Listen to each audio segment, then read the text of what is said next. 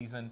11-0, 6-0 in the region down there. Enterprise 9-2, 6-2 in that Auburn, Phoenix City, Dothan region that they have there. And you look at it for Enterprise, their only loss is 48-7 to Central Phoenix City, 21-14 to Dothan. They beat Auburn 17-16. They were trailing 16-3 in that game. Now Auburn ended up losing their quarterback in that game. That's what has kind of affected them as the season's gone on. But they ended up coming back and winning. It's a 4-game winning streak right now for Enterprise, but only one of those teams that they've beaten in this 4-game winning streak made the playoffs, and that was Daphne in their previous game that they beat 63-28 here in the first round. So maybe a little bit of, falseness with them on that winning streak and playing as well as they are right now. This is going to be the best test that they've had since that loss to Dothan back when they got beat 21-14. It'll be the best team they've played. And you look at Mary G. Montgomery on the other side, 393-94 on the season in 7A football, which is extremely impressive, especially when you consider the fact they played Josh Flowers at Baker, who is going to Mississippi State to play. They faced Perry Thompson, who's committed to Auburn at wide receiver, and they have the running back down there that was 260 pounds at Foley this year and ran all over people early in the year. It held them to 7. Caleb, I'm around 260, but I'm not running over nobody. Yeah, exactly. So I'm telling you that they faced some really good teams this year, and 14 points is the most points MGM has given up in a game all season this year. They've done that twice. They gave up 13 two other times. They have 2 shutouts to go with it. They're extremely good on the defensive side of the ball. They're going to make it very tough for Enterprise to score points. And when you look at it for Enterprise this year, the better teams they faced, Central Phoenix City, Auburn, Dothan, even Opelika, they were able to hold them to lower point totals. So going to be very interesting to see if Enterprise can go on the road and get some points on the board here against this Mary Montgomery team who, if they win and Phoenix City wins, you're setting up an undefeated matchup in the semifinals between 2 very, very good football teams. I agree with you. And look, man, here's the deal. 7A, they get finished a week earlier than everybody else. So all eyeballs, and I'm telling you this wholeheartedly because I've seen it because I do the post-game interviews at Super 7, all eyeballs is on 7A. Yeah. As goes 7A, as goes the Super 7, and it's been like that. And it kind of should because there's so many pieces of the puzzle to win that 7A title that all eyes needs to be on. Mm-hmm. And there was a star born last year in Trent Sebring, which we're about to talk about right now, Caleb. It still is the biggest post in Average Joe's history by a small margin. But Trent Sebring did something in that game last year that put him on a national level without question. He broke the 7A state championship game record with passing touchdowns as an 8th grader. Mm-hmm. So that team he played for was Thompson. That team has won 4 straight state championships. That team seems to be unbeatable in 7A Region 3. Played for 5 straight also. Played for 5 straight. Yeah. Didn't show up in that first one that you mentioned. Had some injuries. Had some injuries. When they beat Hoover, they finally got over that Hoover hump, which propelled them to that state championship game. But then, since then, has taken care of business. But there's been one team, Caleb, that has stepped up and said, we don't fear them. We're not scared of them. We'll go toe-to-toe with them. We're not making no excuses. And that one team is Vestavia. Yeah. Well, guess who they're playing this Friday night? They're playing Vestavia. Let's break this down by the numbers. Vestavia last week beat number 1 seed, wasn't it? Austin? Or is that 2? No, it was a 2 seed, yeah. 2 seed Hoover Austin. was the 4 seed that That's played right. James You're Clemens exactly the 1 right. seed, yeah. So Austin was the number 2 seed in that Huntsville region. They beat them 38-7, Vestavia. All right, so Thompson goes and takes on the 4 seed from the Huntsville region. They beat them 42-0. That was Florence. All right, Caleb, listen to this. Robert Evans, you did a coach's show with him last year. We did a coach's show with him last year. You told me before the season started, you go, hey, man, there's something about this cat right here. Yeah. He's been around Chris Yeager. He's soaked in everything that he can soak in from him. He's head coach ready. You said that before the season started last year. And I was one of those guys was in that wait and see. Let's see. Let's see. He's at Vestavia. They're middle of the pack. Well, guess what, Caleb? They're 9-2. They're rolling. They don't fear Thompson. They got him in the playoffs. It is what it is. He don't care if they play him at Thompson, at Vestavia, in a parking lot at Walmart. He don't care where he plays them. Robert Evans wants this matchup. Robert Evans has this matchup. The problem is when you look across the field and you see Coach Freeman and what he's done with the I don't know how many championships total he has now, 7, 8. He's his third highest winning percentage ever behind Bill Clark, Coach Benefield, and himself. They're the top 3 winning percentages in the state ever. This is the game Robert Evans has to win. Yeah. I'll tell you another thing he told me last year. He said, This is the one he has to win. He was talking about last year, but it's now happened a year later. He said last year, he said, look, before the Thompson game, we know we got our work cut out for us, blah, blah. We plan to see them again. And it didn't happen last year. It's happened this year. Now they got a chance to go back and go get them again. Look, this is the game. If Robert Evans wants to entrench his name and his team's name in everybody's mind, win this one. Yeah. And if you're going to do it versus a ninth grade Trent Seaver. Because it's only going to get harder. Yeah, it's just going to get harder after this. So. It's going to get harder and harder. There's kids going to look, and everybody says, oh, Thompson's got kids that move. Of course, they got kids that move in. Yeah, who doesn't want to go there? $45 go visit the school, and you'll see why people are moving there. Yeah, they feed the kids. They got a 45-yard indoor. They have a great weight room. They have Trey Clark, who's one of my good friends, is their strength and conditioning coach, offensive line coach. Of course kids are moving. That's Bill Clark's nephew. And look, they've had teams the past couple of years where, they had guys that were going to Alabama and going to, other places all over the country. And, Fagan's at USC now and all these different guys. This year's team, while they got Trent Seaburn and they've got some players, it's not built like some of these other teams. I mean, they've won. We saw, this summer we saw them. We kind of said, hey, they're not very big on the offensive line. No. Like that's where they could get taken advantage of, and nobody's been able to do it all year. They've been battling. Yeah. Trey Clark's in charge of that offensive line. And I do not think to talk about this game too much. We're going to get out of it in just a second. But I think Clay Chalkville beating them also helped them a little bit. It took some pressure off of having to go undefeated and all. You kind of were able to forget about the undefeated part, and it's, hey, let's focus now on what we have to go do the rest of the season. I know this sounds weird, but I think it helped Clay Chalkville, and I think it helped Thompson. Yeah, I agree. I think it helped both I think both programs. teams, So, not that they wanted to lose the game, but it just helped them from a mindset standpoint, I think, going forward. To get out of this game, here's the final thing I got to say about it. Robert Evans, you want to accelerate what you're doing at Vestavia 20-fold, beat these guys Friday night. Yeah. Period. That's it. Winner of that game, Vestavia and Thompson, they will take on Hoover at Hewitt. Yes, you heard that right. Everybody from that region beat the Huntsville region last week. Nothing's changed over the years. I mean, Huntsville region's got to step up. They've got to change that at some point. And it's going to take a couple of teams stepping up and getting a few, wins in the same season. You look at the Mobile region, the Huntsville region, one team won. They went 1-7 against the other two, the Auburn, Phoenix City region, and then this Hoover region right here. And so it's just been tough for these teams to get win. And you look at it here for Hoover, started out the season 1-5. Very tough start to the year. But, Bo, I want you to listen to the teams that Hoover played at the beginning of the year. We're talking about Mountain Brook was one of the teams that beat them. Vestavia was one of the teams that beat them. Auburn High School was one of the teams that beat them. Hewitt, one of the teams that beat them right here. They played a combined record of 50-14, and the one win that they got in that 1-5 was over 7-3 Spain Park. So crazy start to the year with who they had to play, who they had to go against.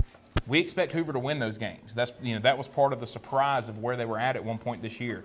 They're 4-1 over their last 5. It kind of feels like they figured some things out, but who they've played against has helped. Chelsea, Oak Mountain, Tuscaloosa Academy, the teams that didn't get in the playoffs from their region. 24-27 is the overall record of those teams that they've been beaten. Their wins are a combined 13-26. So they had the one loss, which was Thompson. You take their record away, 13-26 was their wins. This is now the chance for Hoover to get back. They're 22-5 all time against Hewitt-Trussville. They've owned Hewitt-Trussville. Hewitt got them earlier this season. Can you get them a second time? We've seen Hoover here recently get Thompson. Can you get them a second time? We saw for a little bit Thompson would get Hoover in the regular season, but they couldn't get him a second time. This is a big opportunity right here for Coach Josh Floyd and his group to beat Hoover twice in a season and really start to now step into that. We're the number 2 team in this region, and we're the ones right behind Thompson, chasing Thompson. They, big win for Hewitt when they beat Vestavia 55-27. It shocked both of us. They were able to beat them as handily. Spain Park ended up beating them the next week. I think Spain Park got them at a really good time because they played them right after they went through the gauntlet of Hoover, Thompson, Vestavia, all right there in a row. But since that loss to Spain Park, they've gotten things back going. I mean, this is a Hewitt team. They've outscored their opponents 443 to 247 this year. They beat Bob Jones 56 to 14 at home there in the first round of the playoffs. Hoover's going to have their work cut out for them, but, they played really well towards the end of the season. And even in the loss to Thompson, that game was only 21 to 11. They were in the ball game. They've played really well on defense throughout most of the year. It's been scoring that has kind of been their issue. If they can find some offense in this game, could be really interesting. And I don't care if Hoover's 5-6, whatever they've gone this year. You got to throw all that out of the window. It's going to be very tough for Hewitt Trustwell to beat them. 0-0 when these playoffs started. Yeah, exactly. So, and these two teams are in a whole different spot than where they were at when they played each other the first time this year. So it's going to be very interesting. 100%. Now I'm going to flip things over to 1A. And, Bo, get us started here with a big-time 1A game between two really good football teams, including our defending champs there in 1A. Here's the thing about this game I'm about to talk about. We're talking about Georgiana. They're traveling to Leroy. Caleb, this is in big letters right here. What does this say? What does that say? 3-point favorite for Georgiana. Georgiana is favored. According to the computers, they are favored over Leroy. Do you want to know, why is that? How in the world is the team who's undefeated last year, wins the state championship, undefeated this year, rolling? Georgiana has played a heck of a schedule. That's why. That's one of the reasons why. Their only loss was to Elba in a very competitive game against Elba. Leroy, this is the thing, Corey talked about that was very intriguing about Leroy. Leroy has been rolling all year. They haven't been scoring. I mean, they've been scoring a lot of points, but not like on a Leroy level. Mm-hmm. When you're looking at 1A football, you're thinking 50, 60 points a week. They're in the 30s and 40s each and every week. That's one of the reasons this game is looked at like it is. But head coach Jason Massey was called up by the Army National Guard, and he is no longer the head coach. He is serving our country right now. So shout out to Jason Massey, as head coach of Leroy, for serving our country during the middle of this high school season. I don't know how much more you can commend that young man for what he's doing as being head coach at Leroy and stepping up and serving our country like he has been. At the same time, Chan Lowe is taking over for him. They got to keep rolling. Here's the deal. They are scoring on an average 40 points a game and allowing 8.2, but they're still getting disrespected, Caleb. Mm-hmm. They're getting disrespected. They are a 3-point underdog in this game versus Georgia. As the defending champs. As the defending champs. Who's on undefeated. A 16-game winning streak. That's what I'm saying, man. They're undefeated. They're undefeated and the defending champs. So it's just really kind of hilarious because if you're at Leroy, there's not a locker in that building that don't have that point spread on. And that's a good thing for Leroy. But that's all I got to say about that. And shout out Jason Massey again for serving our country. Getting called up by the Army National Guard to go serve our country in the military sense. Shout out to him, man. Yeah. Big time props. What's going to be interesting about that game is Georgiana's really good on defense, too. I mean, they're only giving up 7.4 points per game. They're scoring 38 themselves, and you have 5 straight shutouts at one point this year. So that's going to make that game extremely interesting there between those two teams. Another big matchup in 1A, Lochapoka at Brantley. Brantley is just a name that you hear all the time, especially in 1A. And they've had some stints where they've had to go up to 2A, maybe struggle a little bit. But when they've been in 1A, that's their comfort zone there at Brantley. But they're going to get a Lochapoka team who's going to come in and has had a great year this year. And, I got to see them when they played Maplesville, did the game of the week that week. They won 12-6 against a very good Maplesville team. Lochapoka, they're very stingy on defense, very hard to score on, and they've just got size all over. I mean, they've got guys that look like they could be playing 6A, 7A football, about 4 or 5 of them that are playing skill positions for them. I mean, playing tight end, playing receiver, playing running back. I mean, they're just a very big team. I'm kind of surprised that Lochapoka is only a 2-point favorite in this game. I'm sure that their struggles on offense at certain points this year have a little bit to do with that, but they're 4-0 on the road this season. They've outscored their opponents 103-38 in those 4 road games, so they've played extremely well in those 4 games. And then you look at Brantley. They started the season 3-4. They're now on a 4-game win streak. They've outscored their opponents 188-83, and they beat Linden 42-17 last week. When you look at it, Brantley's kind of figured out some things offensively. They've really started scoring points, so it's going to be a fun matchup to see Brantley, who has figured it out offensively, which has gotten them going, trying to score against the Loch Poca defense, who has only given up 94 points in 10 games this year, 9.4 points per The game. beautiful part about both of those teams, Caleb, is nobody's mentioned. Yeah, and they got as It's good a all shot as Noble anybody to and make it's it. Leroy and a few Sweetwaters here and there, but nobody's mentioned. Yeah. And there's some more teams, different classifications that's coming up. That same scenario. Nobody's mentioned them. You're like, hey, wait a minute, bro. Like, talk about us a little Yeah, bit. they're still here. But I will tell you this: Juice Johnson from Catholic Montgomery, one of my good friends I talk to all the time. When I did call him a couple weeks ago, golly. He's like, I wish you wouldn't have called. And I was like, why? He's like, nobody's talked about us all year. I don't want it out. I said, hey, I won't say a word, but I don't think you can hide what he's doing. You ain't able to hide what Catholics We will doing. get into 4A, but it's going to be later on in the show. Caleb, this next one, buddy. Are you ready for this one? It's gonna be a fun one. All right.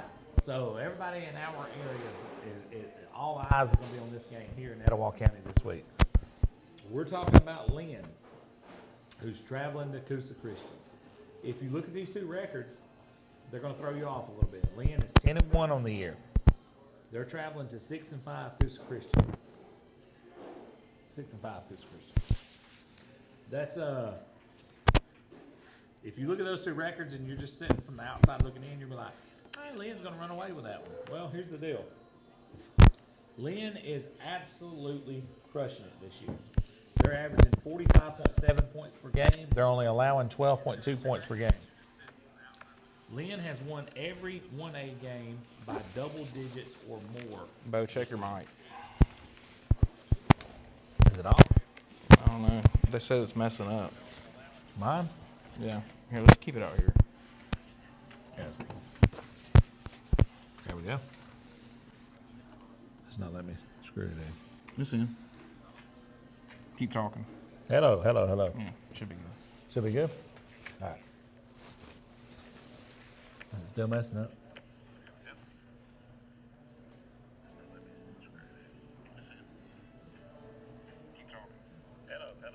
Yeah, you sound fine now. All right.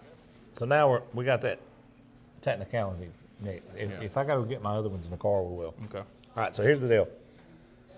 So Lynn this season's averaging 45.7 points per game. They're allowing 12.2 points per game.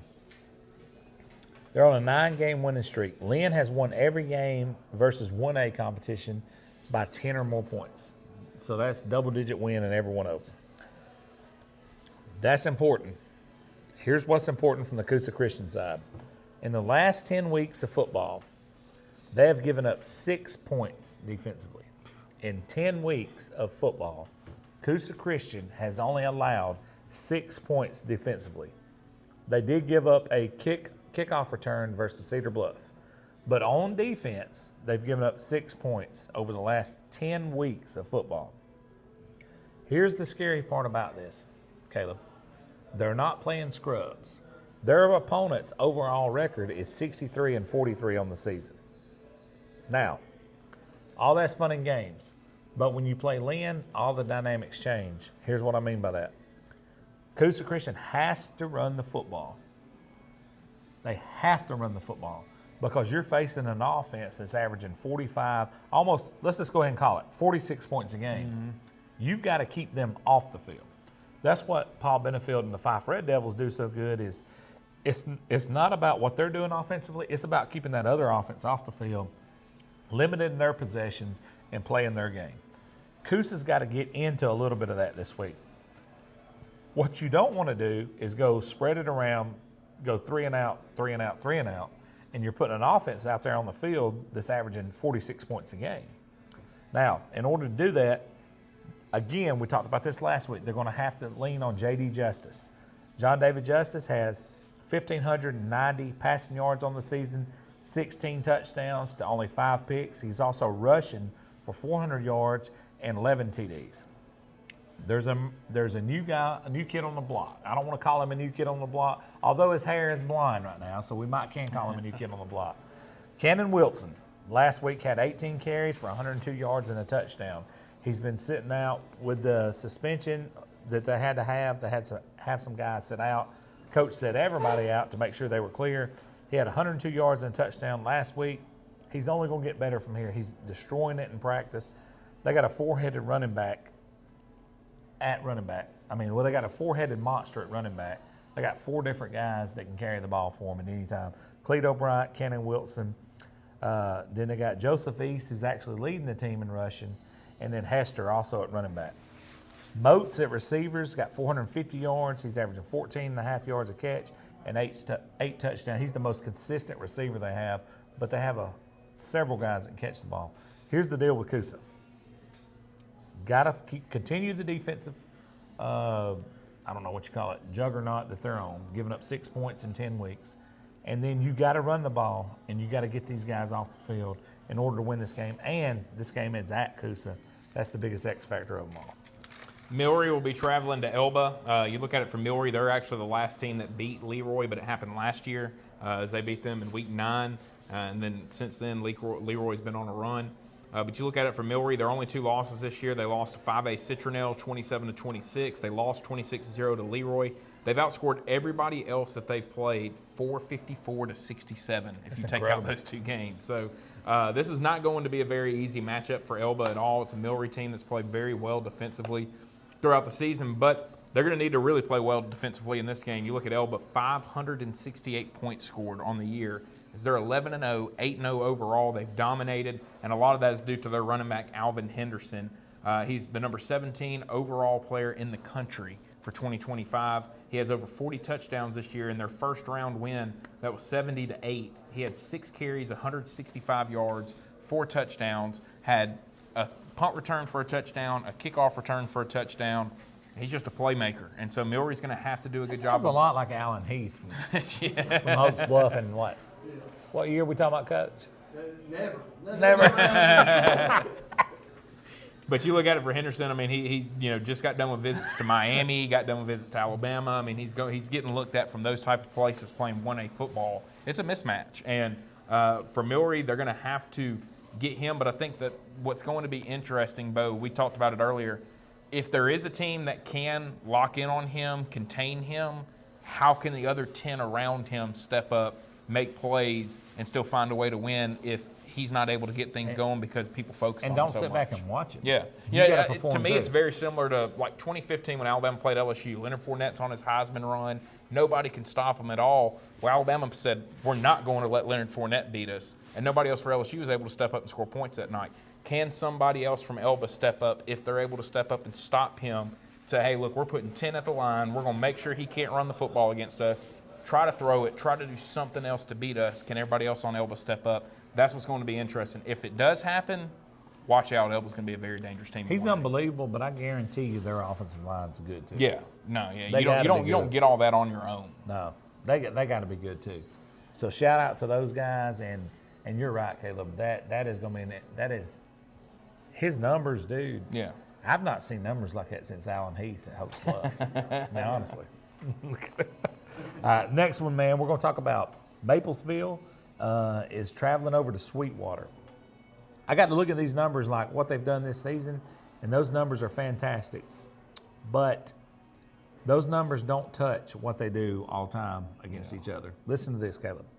Sweetwater holds a 7-6 edge all time versus Maplesville. Listen to this. Maplesville, 4 state championships. They got 4 state championships. They got 24 region championships. All right, let's flip that thing over to Sweetwater. Sweetwater has 11 state championships and 28 region championships. So you're looking from a standpoint, like a historical standpoint, you're going to say, geez, man, like Sweetwater's got the edge there. They do have the edge, but it's very close. Mm-hmm. Yeah, Sweetwater's got more titles. I'll give them that. But the region championships are very close. Here's scarier. When you talk about these numbers this season, listen to this. Maplesville is averaging 33.2 points per game and allowing 14.6. Sweetwater is scoring 32.5 points per game and allowing 11.9.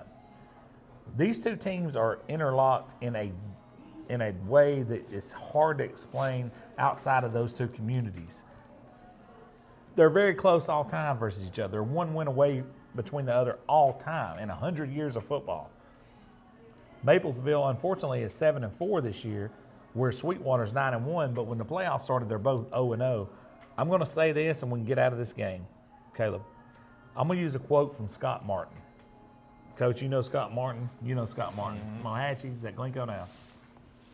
One of the greatest speeches we've ever seen on Average Joe Sports Talk, Josh Abercrombie captured in the locker room at Ohatchee. And Scott Martin said this: everybody has emotions when they kick the ball off. Everybody has emotions. But he said, when that first 2 or 3 licks happens and this becomes a football game, it's the team that executes the best is the one that takes it to the house. And that is exactly what is about to happen in this blue blood matchup of the South. Yeah. No Whoever executes after the emotions wear off, don't turn it over, less penalties, takes care of the football, moves the change, and does what you're supposed to do assignment-wise, will be the one that wins this game. Yeah, I mean, those are two Great quote from historic Scott Martin. programs here in this state.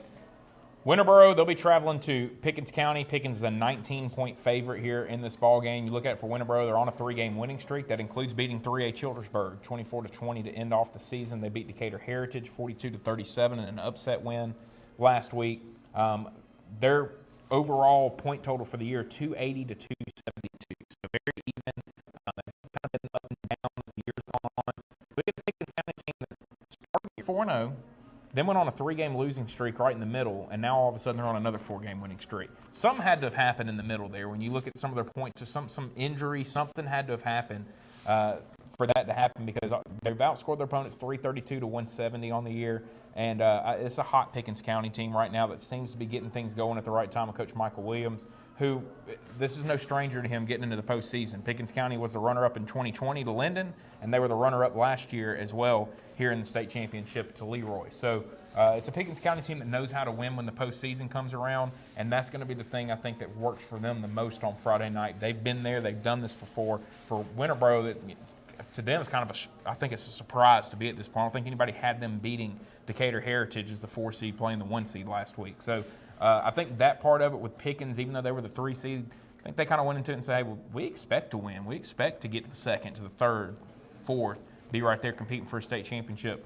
For Winterboro, it's a surprise. So do they maybe play loose on Friday night, or are they a little tight going and playing a team that has done what Pickens has done over the last 3 years? Yeah, Pickens is, I said it last week's show, they've been the gatekeeper of 1A North. Yeah. They may not go every year, but you got to beat them. You got to get through them. Yeah, so if that's the case, and what you're saying is true, and the Pickens that we know can perform is performing, then I agree with every single word you said. Going to be interesting because, Caleb, you know as well as I do, we seen it last week with Piedmont versus J.B. Pennington. There's a certain mystique about certain teams when they show up to stadiums. 5 being one of them, Piedmont being one of them. Mm-hmm. When they show up, there's certain teams that's beat before they and that's what we were talking about with Hoover and Hewitt earlier. That's you know, exactly for right. Hewitt, while Hoover's 5 and 6, you better get over the mystique of that's Hoover, a team who has been here and won countless playoff games. Piedmont showed up last week. You know, a lot of people counted them out before they went over there. They look like they expected. Bro, they look like the Piedmont of old. And then we did the the basketball media days with 2 of their main guys last week, Cole and Ishmael, and that was just like nonchalant. That's like wasn't that big a deal. And I'm thinking that's a pretty big win. That's like, well, it's just Piedmont football. I mean, show up, people know that they're there. I mean, they perform like they do. I mean, that's what I'm saying. You got to get over that mystique of Pickens County. All right, next game. Cause this is a weird one right here, man. We're talking about Valley Head, 8-3, is traveling to Hackleburg, who's 10-1. Here's the deal. If you look at it on paper, you're going to think, oh, man, Hackleburg is going to walk away with this, and they're 10-1. This 8-3 Valley Head team graduated a ton of guys. Mm-hmm. Ian Bain, we've talked about him every week and what he's done there, and he's a great coach. But here's the deal. This is the type teams you want to coach if you're Valley Head. Charles Hammond, that's the head coach at Valley Head, he wants to coach teams like this. This is the team after those guys graduate. We see it all across the nation in college football. We see it all across the state. And Robert Evans graduated 41 last year. Here he is in the 2nd round playing Thompson. This is one of those teams you love to coach teams like this. These are the teams you want to start with. These are the teams that you build foundations with. Hackleburg, and I'm just going to say it, Caleb. I may take some heat for this. People question that region they're in. Is that region good enough? People question it because if you look at 1A North and you look at these regions on paper, you see that region, you go, I don't know if they're, they're 10-1, but they're in that region. So, well, we're about to find out because Valley Head's 8-3. They're traveling to them. Valley Head's going to hit them in the mouth. This is Hacklebird's chance to take a step forward. They're a 3-point favorite in this game. Blaze Vickery is 86 of 125 passing, 1,101 yards passing, 18 touchdowns to only 3 picks. All right, Davin Delaney has 103 rushing attempts for 919 yards and 10 touchdowns. They got 2 dudes right there that you have to circle. Blaze is number 17. Davin's number 16. Those 2 guys, if you're a Valley Head fan and you're watching right now, when you get to the arena Friday night, you want to circle number 7, you want to circle number 16. You stop those 2 guys, that's the keys of victory. South Lamar will be traveling to Wadley. Wadley finished runner-up as well in the state championship back in 2021. They've now gotten back to being pretty dang good again. They had kind of a down year last year after it. A lot of these guys that are playing now were young last season. They've gained a lot of experience. They're 10-1 on the season. Their only loss is to 3A Randolph County, who is playing in the second round of the 3A playoffs right now as well. So they've been tested this year. They're going to get a South Lamar team who's pretty good. They're 8-3, 6-1 in their region this year. They did beat Pickens County 21-20, but that was part of when Pickens County was struggling right there in the middle a little bit. Their only loss in 1A this season is to Lynn, 47-20. So outside of that, they've taken care of business in 1A. Wadley hadn't lost a 1A game. They've got to now make the trip from South Lamar over here to Wadley. It's going to be a long, long trip on Saturday for South Lamar. How do they handle the bus ride? Do they break it up in between? Does the bus ride end up affecting them getting off to a slow start? And then the biggest thing for Wadley, they just don't give up points. I mean, they gave up 49 points to Randolph County. Outside of that, they've outscored everybody else. They've played 444-80 on the season. 444-80 in their other 10 games this season. That means they're giving up 8 points a game outside of the 1-3A team they've played. After the loss to Randolph County, they've won 5 straight. They've outscored those teams over the 5-game winning streak now 241-39. So it's a Wadley team that has got a lot of confidence. They're playing extremely well right now. It's a very good South Lamar team, but they're really going to have their work cut out for them as they go down to Wadley on Friday night. So as we said, we're doing 7A, 1A, taking a break, about to take the break. We're going to come out. We're going to have 2A coming up with Coach Heath. Then we'll take another break. We're going to have 3A and 5A, take a break. 4A and 6A. So stay tuned right here for more short break. Average Joe's Sports Talk. It'll be a short break. We'll have Coach Heath and Bo breaking down all of 2A coming up next right here on Road to the Blue Map.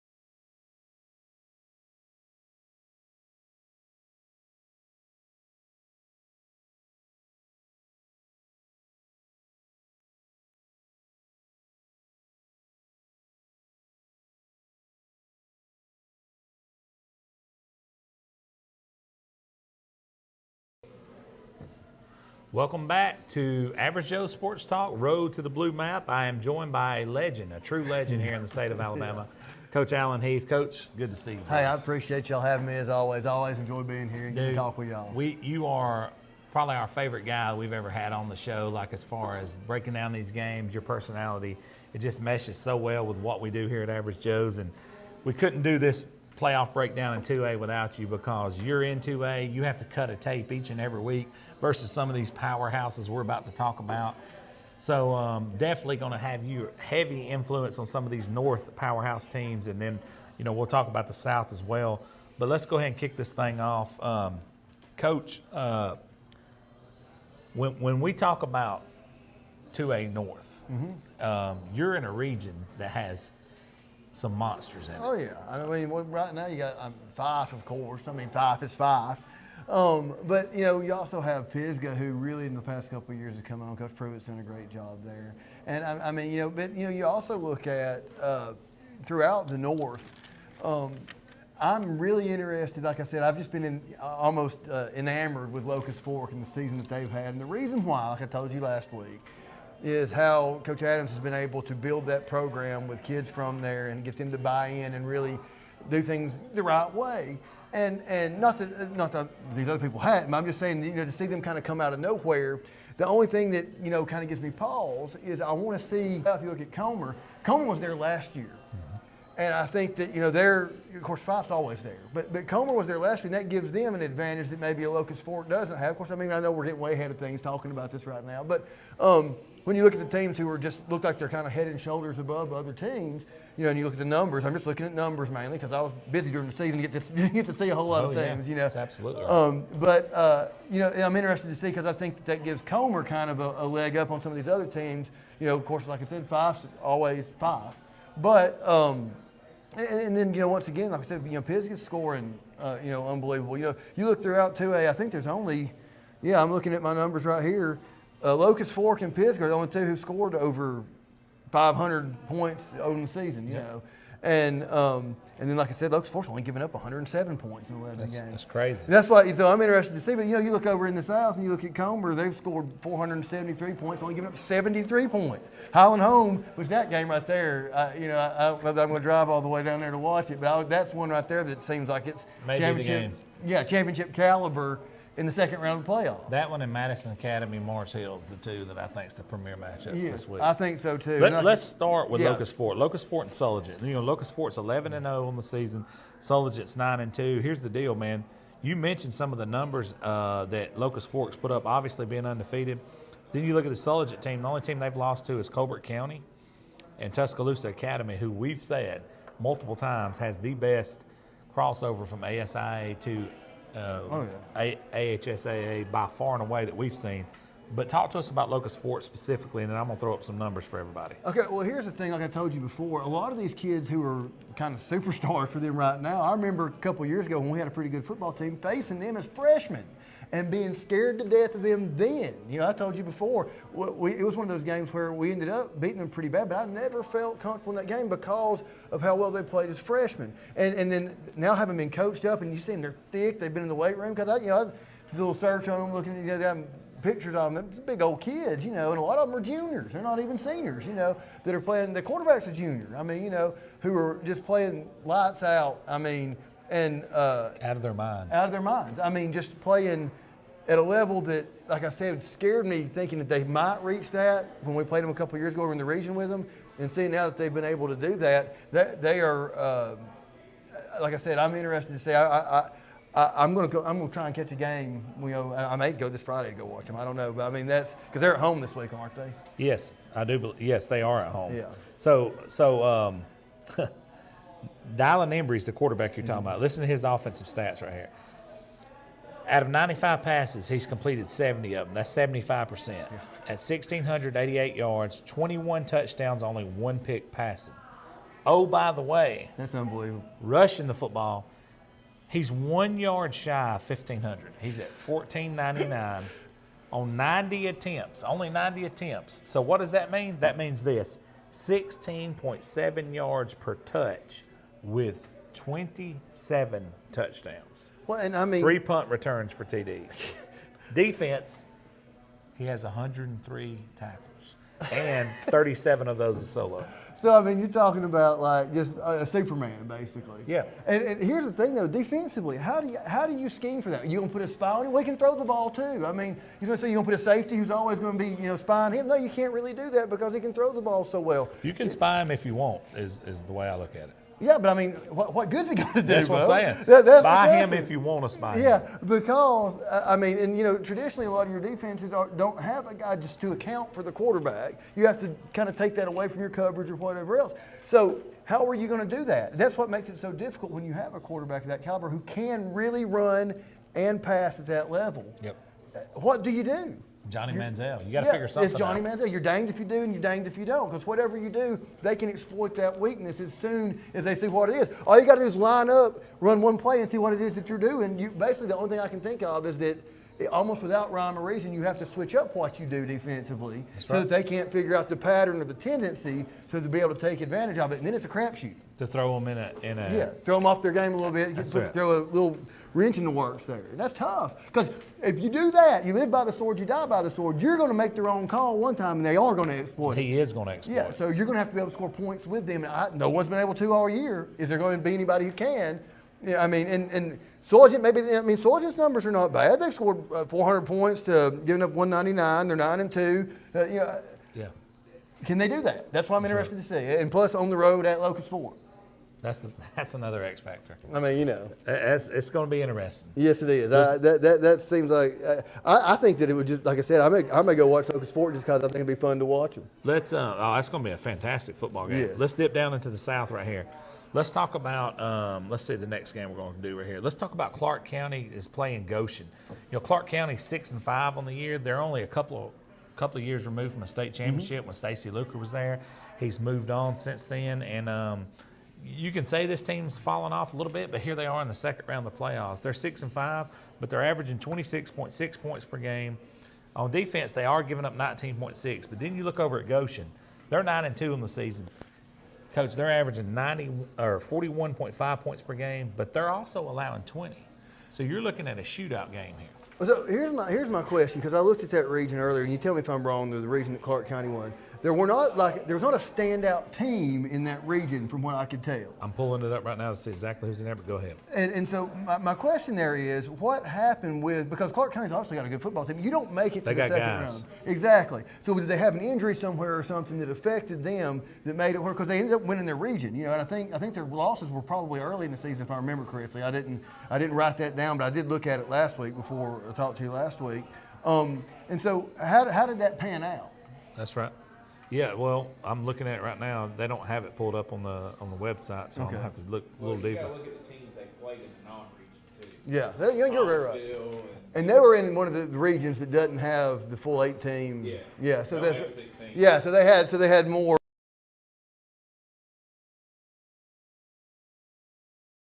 They had St. Luke's, Chickasaw, Washington County, J.U. Buckshire, and then Francis Marion. Okay.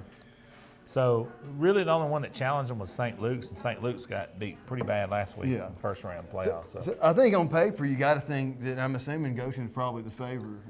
Yes, and we can find that out. Even though it's a 1 versus 3 seed. It's actually. Flip my page over right there. Okay. Yeah.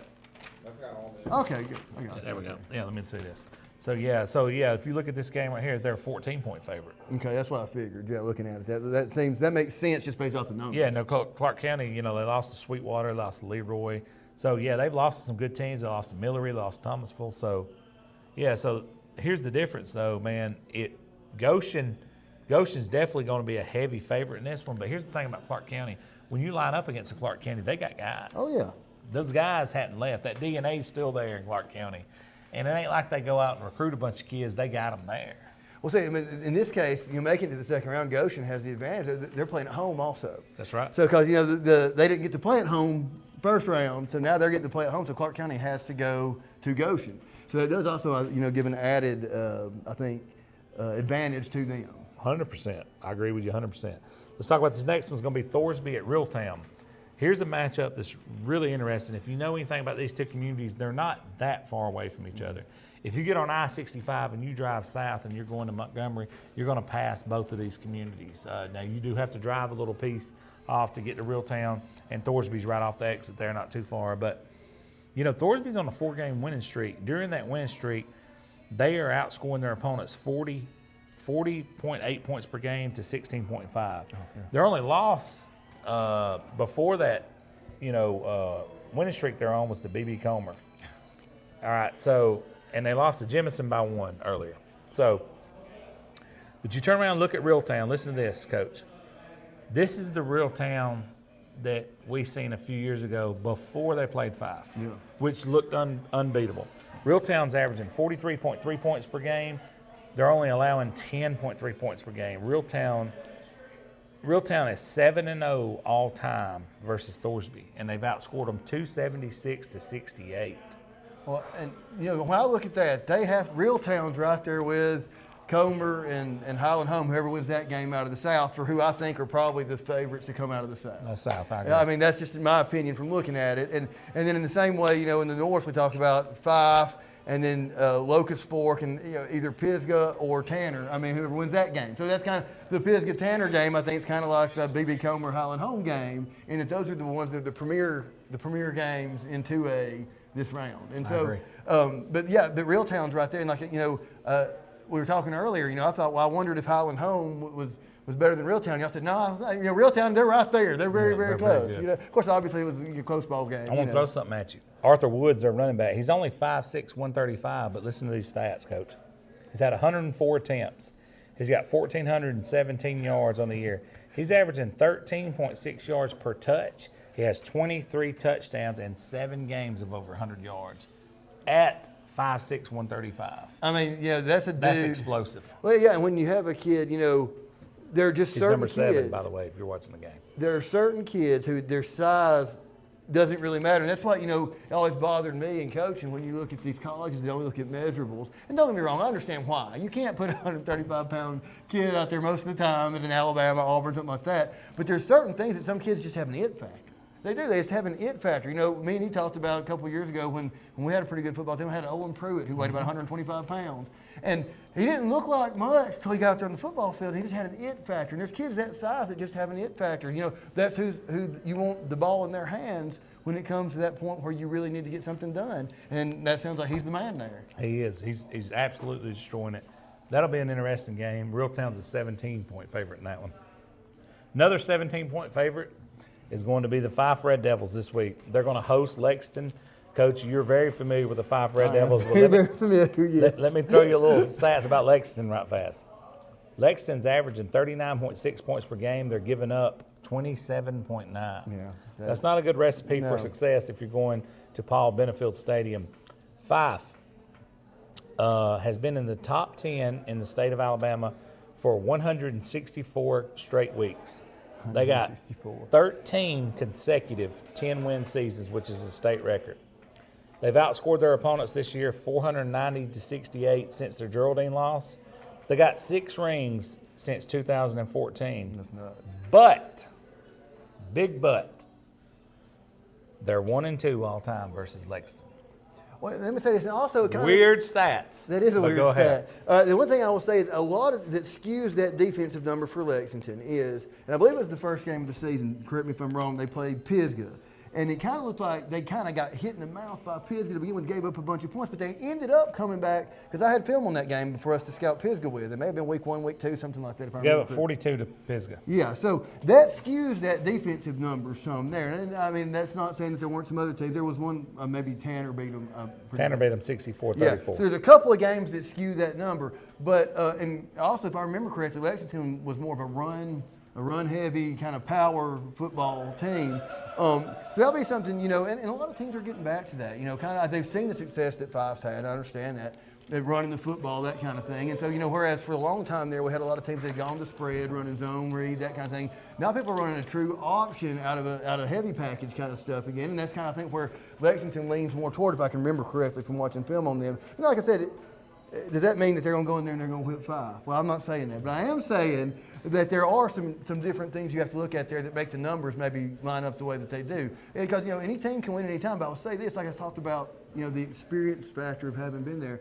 No one has more of that than Coach Benefield and Fife. I agree. I mean, and that right there is tough because when you reach a point. Can't put a price tag on that. When you get kids to where they expect to win, not only every game, but every play, every step of every play. When kids believe to that level, you're very tough to beat, regardless of what your talent level is. I agree. Because it's that belief in I think here. that's what we're seeing from them this year. Oh, yeah. High school kids, it's a lot more about their belief in what they're doing. Because it doesn't matter what you're doing, whether you're running spread or whether you're running, because, Locust Sports running spread stuff, and they're doing it. It's about how you execute because the belief you have in it. The belief you have in your system, in your brothers, in your coaches, in everything that you do. That makes a huge difference beyond just even the X's and O's or the numbers or anything else. And once again, that's where Coach Benefield has had Fife for a long time. Like I said, we're talking about some of these other teams. I think that's obviously where Coach Adams got Locust Fork too. And like I said, Coach Fawcett at Comer. There's a lot of these teams that once you get those kids to finally buy in, and they've bought in all the way, it doesn't matter as much what you do as they believe in what you're doing. His greatest quote, Coach Benefield's favorite quote of all time is the harder you work, the harder it is to surrender. Yeah. That makes sense. Because you put so much on the line. That's right. You put so much on the line. Next game, we're going to talk about Cottonwood, who is 9-1. They're traveling to Isabella. Isabella, who is 9-2. Coach, I've spent a lot of time in Isabella. We're going to talk about them in a second. Last week Cottonwood beat Laverne 26-8. Isabella beat St. Luke's 44-17. Isabella is averaging 41.6 points per game. They're only allowing 23.5 points per game. Losses was to BB Comer and Thorsby, who we've already talked about. I spent a lot of time in Isabella. It's a great community out there, very tight-knit community. It reminds you a lot of an even smaller Hokes Bluff. Mm-hmm. If you know how everybody's bought in at Hokes Bluff, same thing, but even smaller. That is. I have a friend of mine that built. He's a Colombian. The gentleman that actually got me in church, his name's Freddie Naranjo. He's from Columbia. He's the one that got me going to church and stuff. And he was here in Gadsden. His host parents lived here, so we went to church over in Alabama City. He's now the top 3% of engineers in the state of Alabama, works with the DOT. He lived in Isabella for a time, and he started a Hispanic church there. He helped them build a Hispanic church. So I spent many, many days in Isabella. I love that place. Cottonwood's 9-1. They beat Laverne, who a couple of years removed from a state championship. Yep. You seen them play Fife, I think 3 years ago or 4 years ago in the state championship game. Beat them handily, 26-8. Coach, we're not around these two teams all the time, but anytime you see a team that's 9-1, 9-2, and this type and this late in the season, and you see a 1-point line, I look for a good football team game between those two games. That's going to be one that everybody around those communities is going to want to go see, 100%. Especially if their team's not still playing. You're going to draw a big crowd because it's obviously a fairly well-matched game. And that's, like you said, with communities like that are completely bought into what they're doing, you're going to have big crowds. It's going to be a whole lot of fun for those kids to play that game. That game is going to be very interesting. Coach, let's shift gears here. Let's talk about Pisgah. All right. Pisgah's 10-1. They're 6-1 in region play. They're at Tanner this week. Very interesting stat about this game. Tanner is 8 for Tanner. Which that does surprise me. I won't lie to you there. Haven't seen Pisgah that's made that kind of beat. Lauderdale County, 385 to 146. Yeah. And round one, they beat Lamar County 64-55. Yes. So now.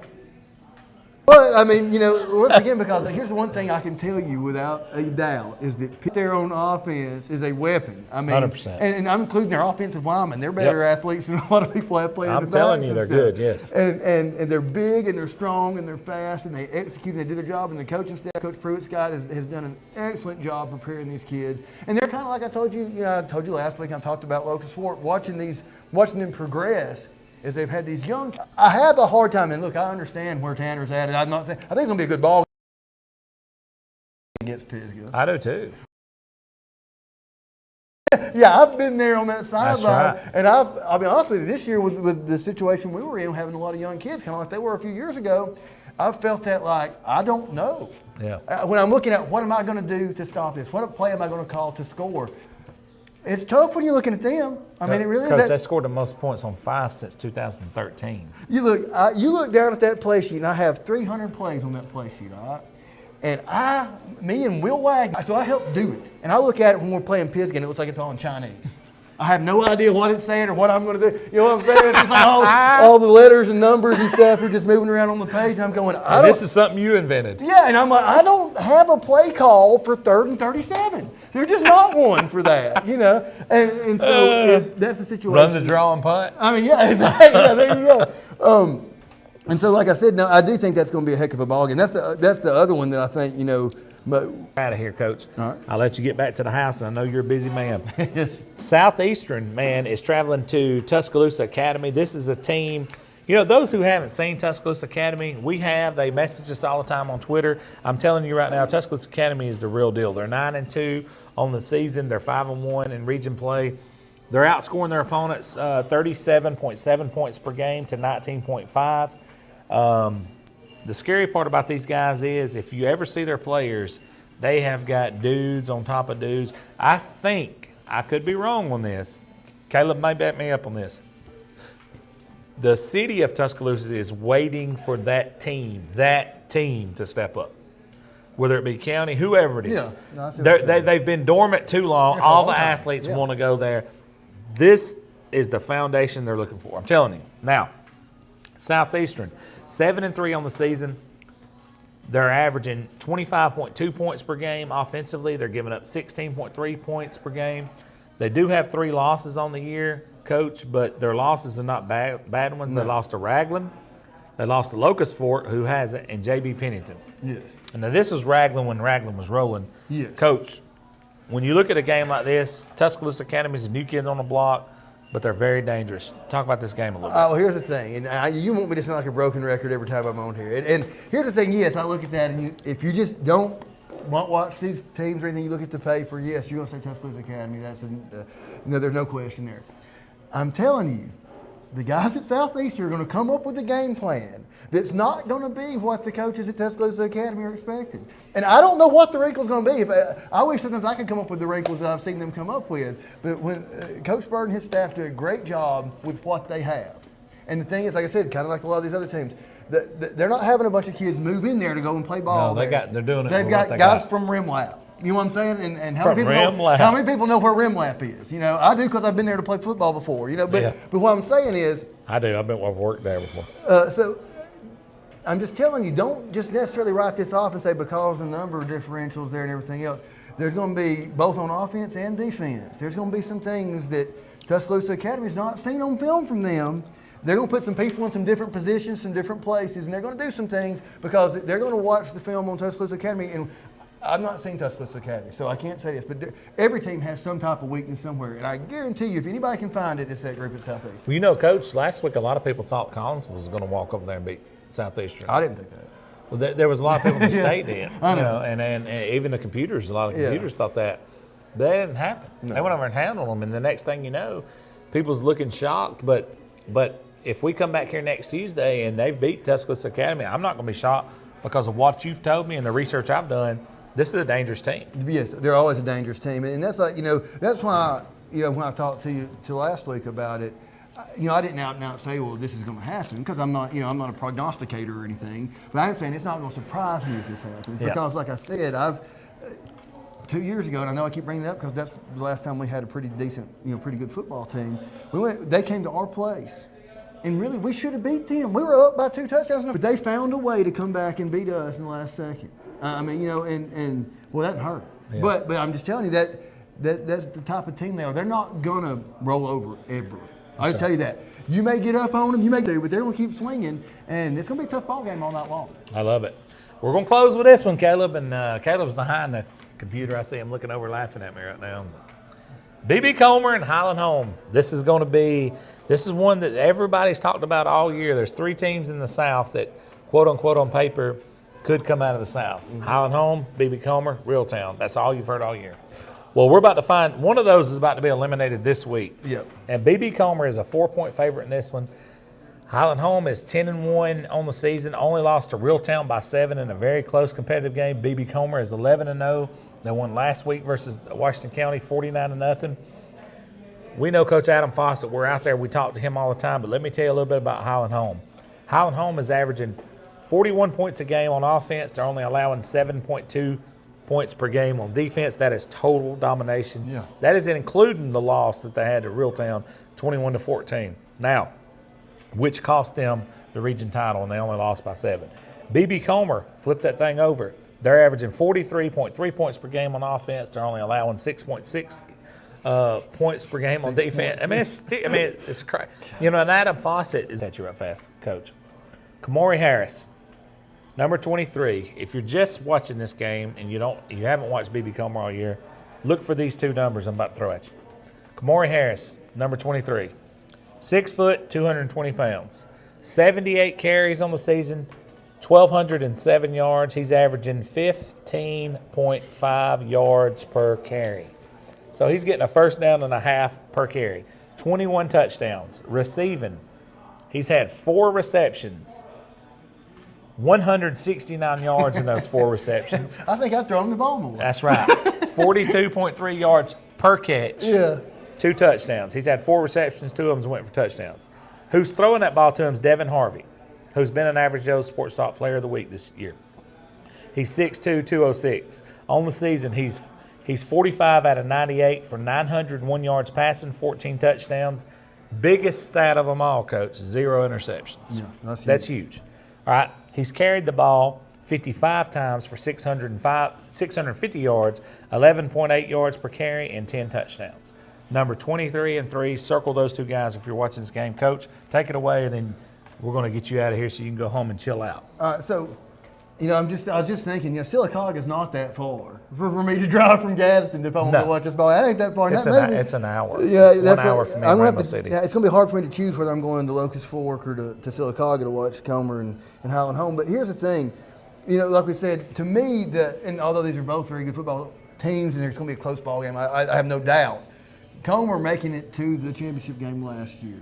Not only do they have that hunger, but they have that experience of being, they're used to playing a 15-game season. You know what I'm saying? This is only 12 right here, but, it starts to get, like I talked about, the only thing that scares me about Locust Fork is that they're not used to that yet. Lack of experience. But Comer's got that experience. And like you said, I've told you before, Coach Fawcett has always been an excellent football coach. And he's been in some situations before where he maybe didn't have the talent level of some of the other teams he was coaching against. Now they've got the talent or more than a lot of them, and you see what's happened. The fact that he's a very good football coach shines a whole lot when you've got guys like that. You know what I'm saying? That's right. And this right here, like I said, is hands down probably, like I said, either Pisgah, Tanner, but this one right here probably, like I said, is probably the best game in round 2, especially at least in 2A. In 2A, yeah, I agree. And then in 3A, I think Morris Hill, Madison Academy. But that's going to do it for our 2A breakdown. We want to thank Coach Allen Heath, Sandrock. Coach, always a great time having you in. Always great. We love having you in. We're going to continue having you in as long as you want to come in. At this time, we're going to take a quick break. Caleb and I is going to come back and break down 3A, and what's the next one? 3A, 5A. 3A, 5A, and we will be right back.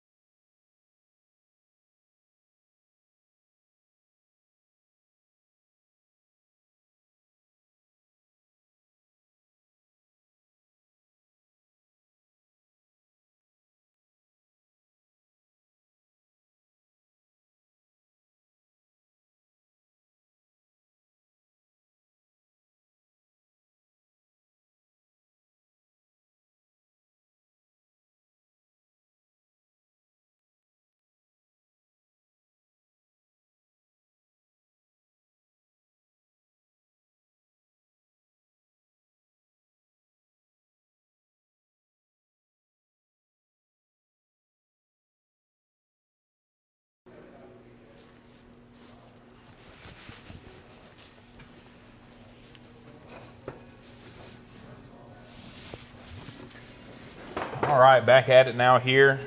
Appreciate Coach Heath.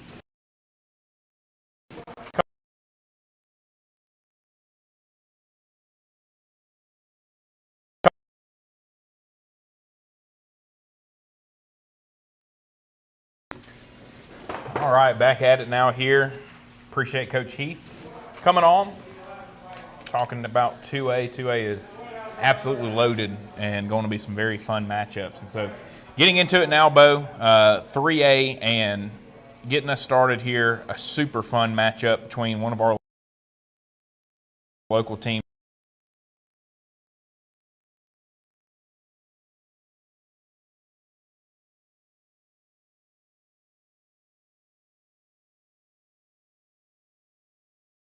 and getting us started here, a super fun matchup between one of our local teams traveling to a team that has a ton of experience of getting to the state championship game in Gordo. Yeah, so Geraldine is traveling over to Gordo. This is at Caleb. I can't tell you how big of a matchup this is. You know, Gordo, as you said, is a perennial power. Geraldine, since Michael Davis has been there, has been a very big, continuing to be a big threat in 3A North. But here's the deal. You know, both of these teams are 10-1 on the. Since Michael Davis has been there, has been a very big, continuing to be a big threat in 3A North. But here's the deal, you know, both of these teams are 10-1 on the year. I'm gonna look at these matchups from a number standpoint. Geraldine is averaging 37.4 points per game, only allowing 10.9. But their opponent's record is 64-53 overall, which is tremendous.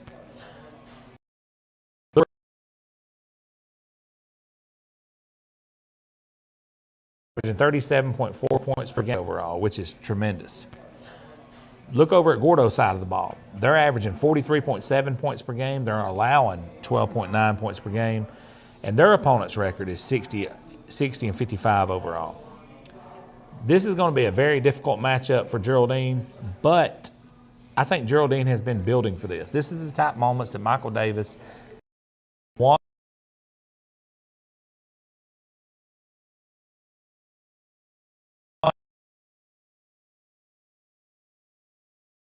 I think Geraldine has been building for this. This is the type of moments that Michael Davis wants to have. Like last year, he wanted that matchup versus Mars Hill. He got it. He won it. They traveled on. They moved on in the playoffs. This is another one of those matchups. He wants a Gordo. He's got it. He's traveling to Gordo. He wants it. If, I'm calling this right now. I'm going to say this, and I'm passing it back over to you. If Michael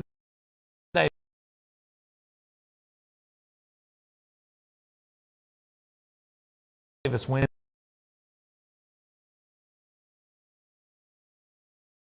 I'm calling this right now. I'm going to say this, and I'm passing it back over to you. If Michael Davis wins this game, I want to see a greedy line that we seen last year, the dancing that we seen last year. We got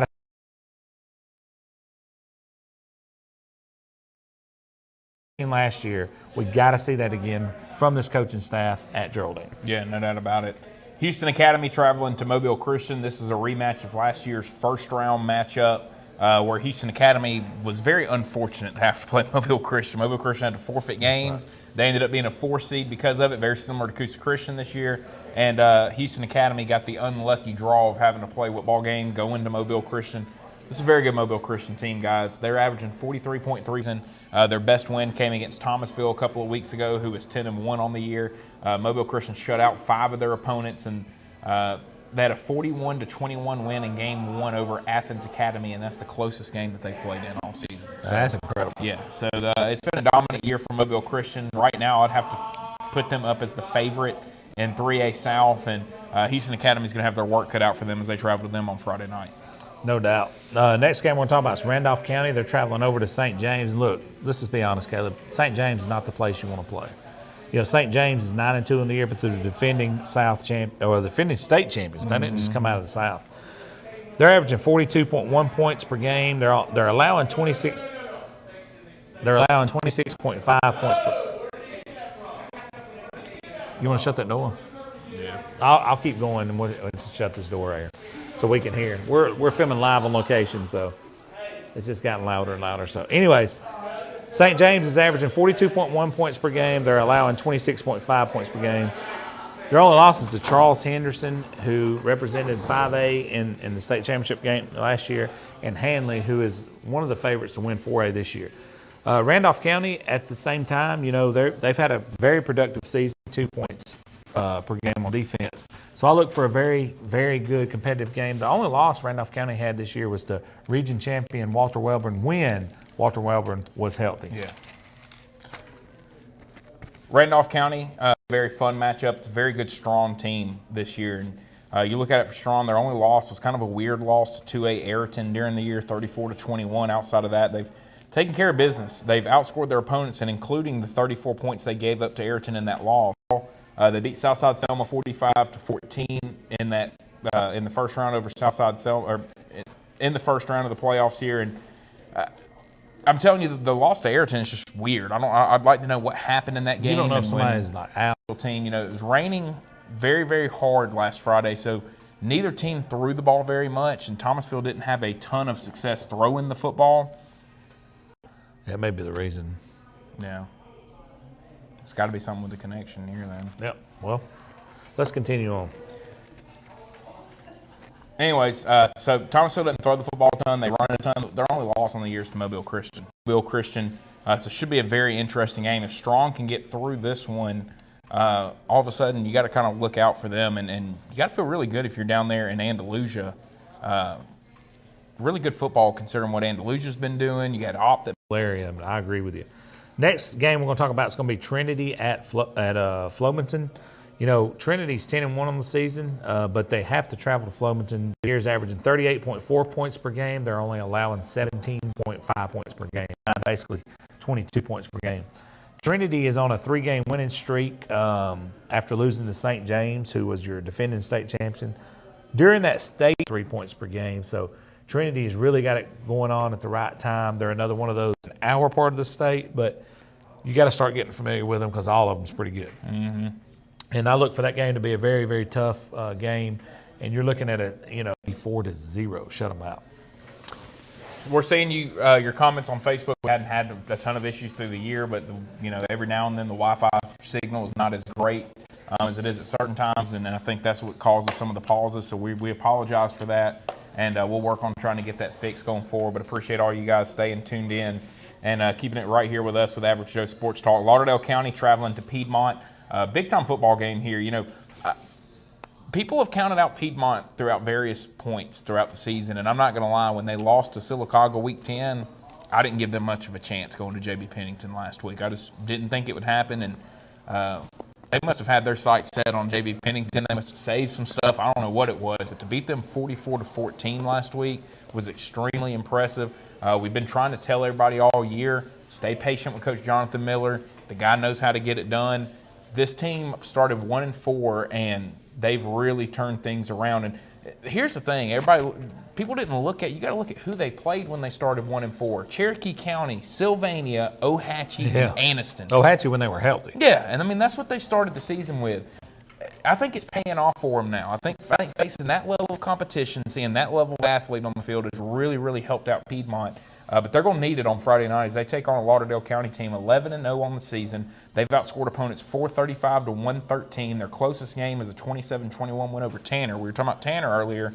There's an example. Tanner was extremely close to a very, very good Lauderdale County team earlier in the season. They beat Fayette County 35-14 last week. Traveling to Piedmont is going to make this very, very interesting. It's a long trip for Lauderdale County.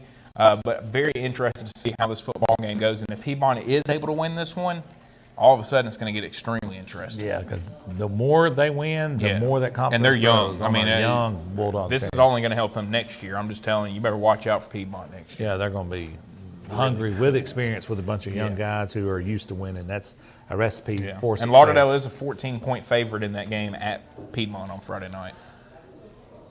That's hard for me to believe. I'm they're 11-0 and have dominated throughout the year. But I know enough about Piedmont to know I would take Piedmont plus the points at home. Yeah. Oh God. Yeah. I mean, we don't gamble, but I mean, you tell me somebody's going to come into the Field of Champions in the playoffs and beat them by 14 or more. I would lay my money on Piedmont if I was a betting man. Yeah. Show me you are. All All right, next game may be the most premier matchup in the state. If it's not, it's in the top 2 to 3, without question. Mars Hill is traveling to Madison Academy. I could break this thing down 17 ways from Sunday, but here's what we're looking at. Mars Hill's 10-1 on the season. They've had an unbelievable season as usual. They're traveling to Madison Academy, who just come off a 57-20 victory over Hoax Bluff last week, and a Hoax Bluff team that's played virtually everybody tough all season. Mars Hill's coming off a 63-7 victory over Oakman, which is a big-time win for them because Oakman's not that bad, and Mars Hill made them look extremely bad. Caleb, when you look at Mars Hill, they've won 2 state championships in 2018, 2020. Coach Higgins has been there 8 years now. He has 2 rings. He has 5 region championships in his 8 years at the helm. And when he took them over, they were not what we know them as now. No.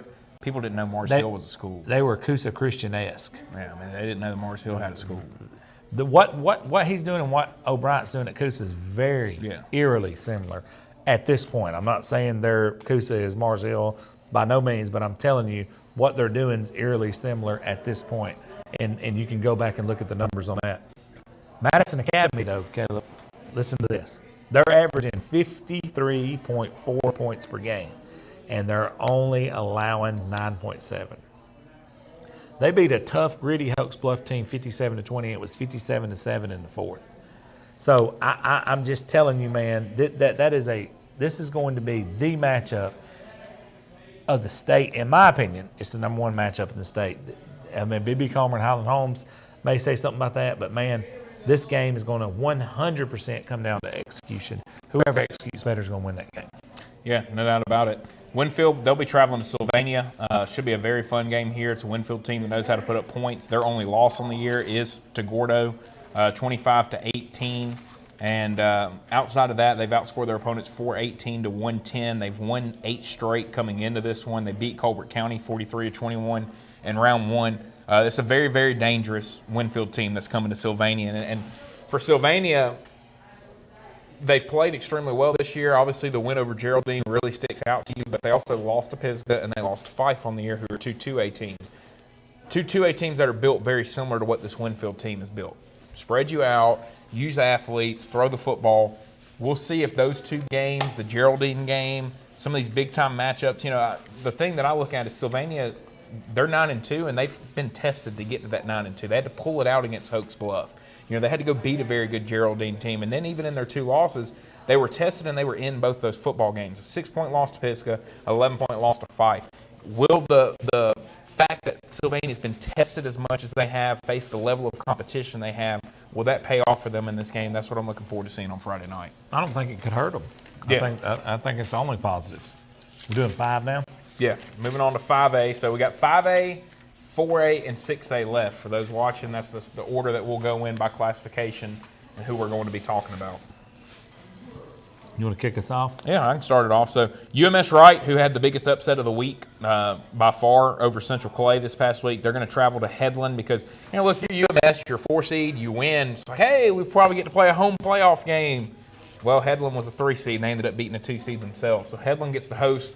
And Headland wasn't your typical 3 seed. They were 9-2, 3-2 on the year in the region. Just by tiebreaker, ended up having to get the 3 seed right there. And it's going to be a very interesting ball game for UMS. It's now going to be the 2nd week in a row. You have to make a very long trip. And how does this affect them now? The game on Friday, I know, didn't end until emotionally. Didn't end until 9:45. They didn't get back to Mobile until probably 1:30 in the morning. Probably. And so then with film, with all that, did they get enough rest? All of that is going to play a factor to then now on Friday getting back on the bus and having to make another long trip up here to Headland. And you can say, that it affects you. It affects you being on the bus. It affects you having to go on the road. And they played their guts out against Central Clay last week. Everybody doubted them. And the thing that I look at, Bo, is they almost looked like they were a team that had a huge weight lifted off their shoulders just by getting into the playoffs. They barely scraped by a not very good Williamson team, 20-19, and then turn around and play extremely well against Central Clay the next week on defense. I think it's a team that had a lot of pressure because of what Terry Curtis is, what he's done through the years. You don't want to be one of those teams that doesn't make the playoffs. They got in. Now I think they're a very dangerous team because of that, and it's going to be very interesting to see how they handle going to Headland on Friday night in a very big 5A matchup. That one's going to be a good one, and I agree with you. What do they have left in the tank, Yeah. and how do they get up emotionally? And can they manage enough points? Because it's a Headland team that has scored 355 on the year. UMS has only scored 185 points in 11 games so far. They've got to score points. Yeah, That's been their biggest Achilles heels. They finally played some really good defense last week, but they're going to have to do that again, and they got to find a way to get more points on the board if they want to beat this Headland team. All right, next game is going to bring us to last year's 5A South representative Charles Henderson, who's 7-3. They will be traveling to the new kid on the block, Gulf Shores, who is 11-0. You know, Charles Henderson's the defending 5A South champs, but nobody's talking about him. I think the reason being is because they're 7-3 on the year. But right now they're playing pretty good football because they won last week versus Marbury 64-20. But if you flip that thing over and you look at Gulf Shores, they've been rolling all year. Last week they beat Beauregard 48-7. Here's my question about Gulf Shores: is the distractions going to be a problem? Everybody on the, I ain't gonna say on the planet, but in the state of Alabama has eyeballs on them right now, and it's not for something good. Yeah. It is a They're getting looked at the way scandal. the nation is looking at Michigan right now in college football. But I think it's worse in this state, Yeah. and let me tell you why. Because in this state, there's a line in the sand drawn. People who think teams recruit and people who don't think teams recruit. And you're on either one of those two sides. And the majority of people is on the side that thinks people recruit. The public school system thinks that all the private schools recruit and this, that, and other. But here's the nut-cutting part of it is when you get down to this, you got to say this. Bottom line is Gulf Shores is 11-0. They're in the second round of the playoffs, and they have no suspensions. Let them play ball. I mean, if we're going to suspend them, let's do it before the playoffs start. It's over with now. So if I'm Gulf Shores, I'm using that as motivation at this point. How do they handle those distractions is how that game's going to go, I'm telling you. Not going to be very interesting. And you got a shot to knock off the defending 5A South representative. Demopolis will be traveling to BC Rain. Look, from a record standpoint, it looks like a good game. 9-2 for Demopolis, 8-3 for BC Rain. Demopolis having to go to BC Rain. But when you take a deeper dive into Demopolis' schedule, they really haven't beaten anybody of note this year, and I think that's going to be one of the biggest knocks on them. They lost to the two best teams they played in losing 35-7 to Jackson and 42-0 to Montgomery Catholic. That's two 4A teams that are extremely good in 4A. 6-game winning streak now for Demopolis. They've outscored their opponents 206-72 over that win streak, but how good are they? You look at their region overall this season, 14-39, so not very good. Just has not done a very good job. They barely beat Carroll 31-28 in round one of the playoffs, and I think them getting that game at home and Carroll having to travel all the way from Ozark up to Demopolis made a big difference in that. And so it's just kind of been it's been a weird year for Demopolis. They've taken care of business when they've needed to, but now having to go on the road all the way down to Mobile and face a BC Rain team who's been tested. We're talking about a BC Rain team, Bo, that's faced Viger, Faith Academy, Gulf Shores, UMS Wright, Valley in the first round of the playoffs. I'll look at it and see a BC Rain team that's played a lot better schedule, has seen a lot better competition, and I think that's going to make a huge difference in this ball game. And it's a pick 'em according to FHS, but I think that the level of competition and being at home is going to play into BC Rain's favor going into Friday. I actually agree with you on that one. Guntersville will be traveling over to John Carroll. You know, Guntersville's 10-1 on the season. Last week they beat Springville 31-7. John Carroll beat Fairview 22-14 in a game that a lot of people thought they could lose that game, Caleb, and you and I talked about that game a lot. You know, John Carroll started this journey off by beating Homewood early this year, which nobody gave him a chance. And since that time, ran the table minus the 2 weeks that they played Pleasant Grove and Ramsey back-to-back. All I got to say is this. Guntersville, 7 o'clock on Friday, they have a chance to do something that Coach Reese has been wanting to do for a long time in this area. He wants one of those Birmingham teams. He wants them in the playoffs, and he wants to make a statement. If he can get this victory, which I know he can, their kids and their community is bought in. We've met them. We've been around them. We've watched them all season long. You know, Amanda shoots photos for us on Average Joe's there. You want a Birmingham team. You want them in the playoffs, and you want to give them everything you got and get a victory. You don't want it. You know, you don't want no backdoor. No, let's get one of these Birmingham teams. Now, albeit John Carroll's is a team who's flared up, who has been down in Birmingham recently. But this year, they're not. They're on everybody's radar. They're 9-2 on the season. Their only losses to Pleasant Grove and Ramsey. This is the time where Coach Reese and company and this Gunnersville team can step up and make a statement. They win this game, they're going to go on everybody's radar across the state. But they got to win this football game right here, obviously, to keep their season going, but from a notoriety standpoint, and they got everything they want right there in front of them. Faith Academy, they're traveling to Eufaula. Great matchup here. Faith Academy 8-3, 6-2. Eufaula 8-3, 4-1. One of those losses for Eufaula was to 7A Enterprise, who is playing in the quarterfinals, in the quarterfinals there, and we've already talked about them earlier in the broadcast. A very good chance for them to possibly get an upset over Mary Montgomery. So it tells you the level of competition Eufaula's face. Faith has faced some of the same competition as well.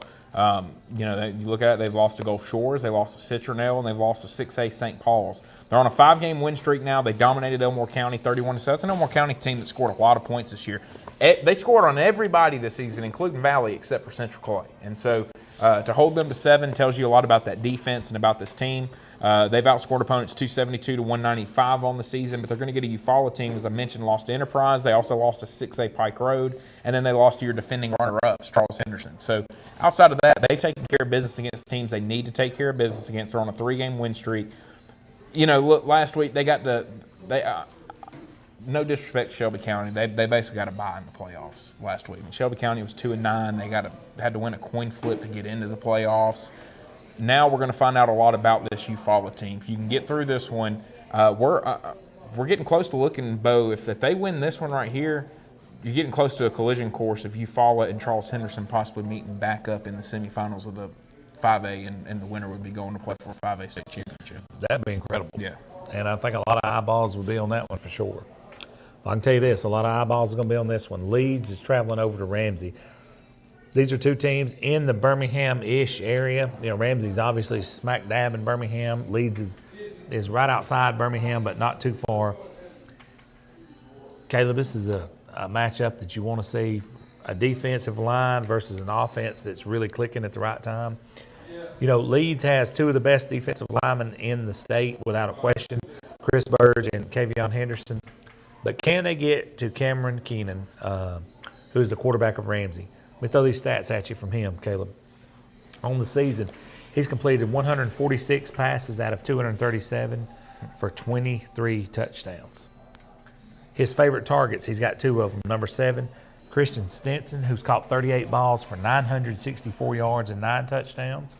And then Tramel Washington, who's caught 46 passes for 791 yards and 6 touchdowns. Those two guys were number 7 and number 4. So if you're watching this game on NFHS or you go to the game, you want to keep your eye on 3 players from Ramsey. Number 4 quarterback, number 7 and number 4. Number 7 the receiver and number 4 the receiver, Mr. Washington. Caleb, if you look at this game right here though, there's one big thing that has to happen. Leeds has got to get to Cameron Keenan, period. Has to. They got to get to him. If they give him time to throw, we're going to be talking about Ramsey playing next week. Both of these teams are 9-2. Leeds with a big victory last week, 33-7 over Arab. Ramsey beat West Point 50-0. You've got to get him on the ground, and Kavion Henderson, Chris Burge has to do it, or they're going to get beat. No doubt about it. I mean, when I had Ramsey this year against Winona, early in the game, Winona got some pressure. They actually forced Ramsey to go backwards. They struggled a little bit. All of a sudden, when they got a little tired because they had guys playing both ways and they couldn't get back there to him, you allow that guy to sit back there with that big arm, it's over. I mean, and then they got a running back on top of that you have to honor, and then it's a hard offense to stop. And there's a reason that John Carroll, who's extremely good this year, had trouble against that Ramsey team because, I mean, they were defending champs for a reason, and they got everybody back off that group from last year. Bo, really good game here. Russellville traveling to Moody on Friday night. Russellville's 9-2, 6-0 in the region. Moody 9-2, 5-1 in the region. Moody is favored by 5 points in this game. You look at it for Russellville, they did lose to Mars Hill, who we talked about earlier. Has a chance to make some noise in 3A, 27-24. And then they lost to Athens the very last week of the season, a very good Athens team as well, and 41-14 in that game. Russellville's outscored opponents 427 to 175. They beat Fairfield 38-21 there in round 1, but they're having to travel on the road to a Moody team who they lost 2 games this year, Bo, by a combined 7 points. 4 points to Bishop McNamara out of Maryland, who's a bigger school than they are and has some really good athletes. And then, I mean, they were kicking a field goal to tie the game with Leeds to go to overtime, and it was blocked. So this is a Moody team that's very close to being undefeated, and that's with losing as much as they lost last season. So if you doubted Jake Gaines as a coach going into this season, there's no reason to doubt that man anymore, considering what they've done this year, losing the type of players that they lost off that team from last year. And they got some really good players this year too. But when you lose the amount of experience that they lost, I mean, that's a Scottsboro offense that was scoring on everybody at the beginning of the year, and they scored 10 points last week in the first round. There's not a team in the state that needs a head coach that's not going to have him on the short list. Yeah, and there might Now, be one right up the road from them. Yeah, unless you're like a 1 or 2A team and you think, maybe we can't get him. Outside of that, if you're a 4 and up, Yeah. everybody's got him circled. If you're Moody, you better figure out a way, kind of like how A&M's having to pay this buyout to Jimbo Fisher and figure out a way to get the money for it, you better find out a way to pay Jake Gaines what he needs to keep him there, because there's a chance there's going to be some big fish coming after that man this year. Yeah, I agree, 100%. All right, we're going to close our 5A coverage out with a big game here in this area. We're sitting in Guntersville right now, so right down the road from us, the Boaz Pirates will be hosting Pleasant Grove. You look at this game on paper and you think, Pleasant Grove is going to be a big favorite in this one because they're 9-1. Last week they beat Lawrence County 49-17. But let's look at Boaz a little bit here. Going into that game, everybody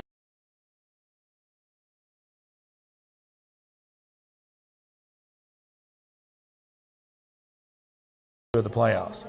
Their defense has given up 21, 14, and 7 in their last 4 games. So they've gotten better each week, and those 2 21s was against rivalry games. So they've really done a really good job. Now let's talk about what they're about to be facing. Eric Hanley, number 9 from Pleasant Grove, has completed 75% of his passes for over 2,500 yards and 25 touchdowns.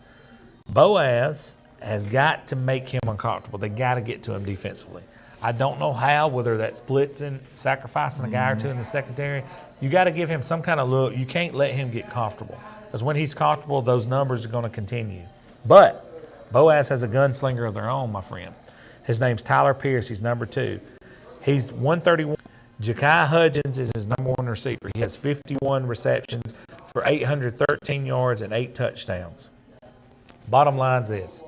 If you are a Boaz Pirate fan or you live in Marshall County and you're not doing anything on Friday night, the Boaz Pirates need you at that stadium. They need you making noise. They need an environment like second to none in the state, because they're got to make things uncomfortable, this Pleasant Grove team. Yeah. They got to get after it. And look, I've seen stranger things happen. Boaz has some guys that are going to make this competitive. Coach Sullivan has forgotten more football than I remember, and they got 3 ex-head coaches on their staff, so they will be game planned up. They've got to execute, and they got to play out of their minds against this Pleasant Grove team. That wrap things up for 5A. We got 4A and 6A coming up next. We're going to take a very quick break for those watching, and we'll be back to break down 4A and 6A coming up right after this.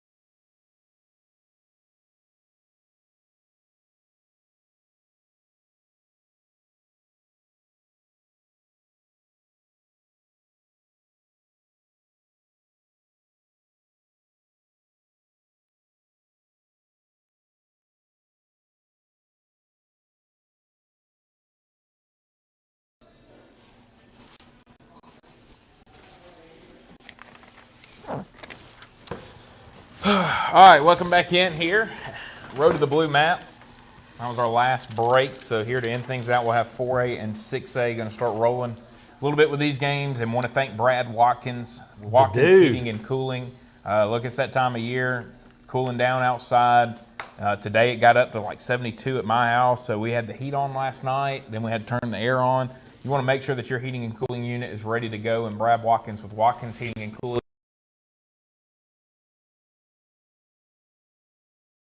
Today it got up to like 72 at my house, so we had the heat on last night. Then we had to turn the air on.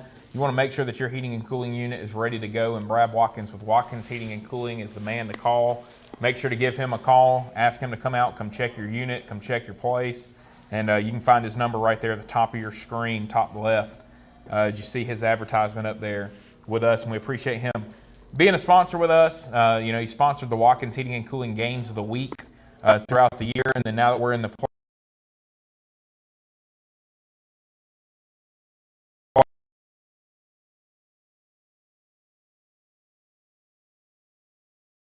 he sponsored the Watkins Heating and Cooling Games of the Week throughout the year, and then now that we're in the playoffs, we don't really want to take 5 games and single them out, and so we're going to give him a couple of segments, and so he'll be a sponsor here with these 2 segments coming up here with 4A and 6A this week. Which I think is the most competitive from top to bottom, both of them. Yeah, I think that's those why two we picked those. Yeah, I think those 2 classifications are probably the 2 most competitive in the whole entire state. And it's not a knock on the other classifications. It's just it's deep with talent in 4A and 6A right now, especially 4A South is the most loaded division of. I mean, out of the 8 teams left, there's 7 of them I would look at and give them a chance to go win the state championship. So without question. We'll get into the games and starting things off here, both. Andalusia 1, Jack.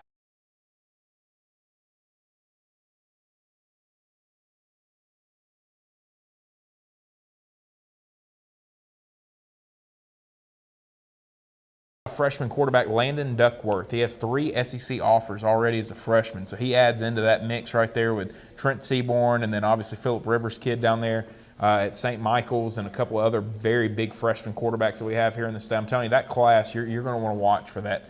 I think it'd be the 2027 class is what that would be. And they're all freshmen this year, so it's going to be the best quarterback class that's ever come out of the state of Alabama. And Landon Duckworth will be part of it. Jackson has outscored opponents. We talked about 443 to 101 with Andalusia. That looks pretty good, right? With 433 to 71 for Jackson on the year. Nobody's been able to score on them. They beat Cleveland County 44 to 7. We'll see if Andalusia, Burkett, who recently decommitted from Auburn and is looking other places, we'll see how that offense is able to move because they only scored 14 against. That's the best defense they faced in Montgomery Catholic, held them to 14 points. If they can go to Jackson and find a way to generate some offense, it's going to make it a very, very interesting football game there on Friday night. I'm looking for that one to be an absolute war because there's some people in the state that's got both of them penciled in, not only to represent the South, but to win the state. Yeah. Several people's got both of them penciled in already. But a couple of these teams we're about to talk about has got something to say about it, and I'm going to start with one of them right here. T.R. Miller is traveling to Catholic Montgomery. You know, everybody who don't know about T.R. Miller is 1 win away from being the all-time state's winningest team of all time. That's crazy. They're tied right now with Aniana at 726. Wow. If T.R. Miller somehow can beat Catholic Montgomery and Juice Johnson, they will be the all-time winningest team in the state of Alabama's history with 727 wins. Now, last week they were down 16-0 to Anniston and somehow rallied 20 points unanswered to beat Anniston in the second half of that game. So that was a huge win for them. Do you still got some left in the tank? Because I'm going to tell you something. This Catholic team they're about to be playing, Caleb, listen to this.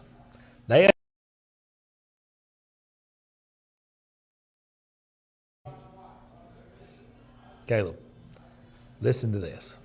They have outscored their opponents 483 to 39 on the season. Let me repeat that. 483 to 39. They're 11-0. They've outscored their opponents 483 to 39 on the season. They got 7 shutouts. Caleb McCreary, again, is as advertised. He went over the 10,000 total yards. He went over the 100 touchdown mark. He's done it all. He's a Troy commit, quarterback, left-handed, started in the game versus Fife, if you guys remember that. But at that time, I believe he was an 8th grader when he started against Fife. Well, this season, he's sitting here at 1,158 yards, 14 touchdowns. He has 617 yards on the ground with 12 touchdowns.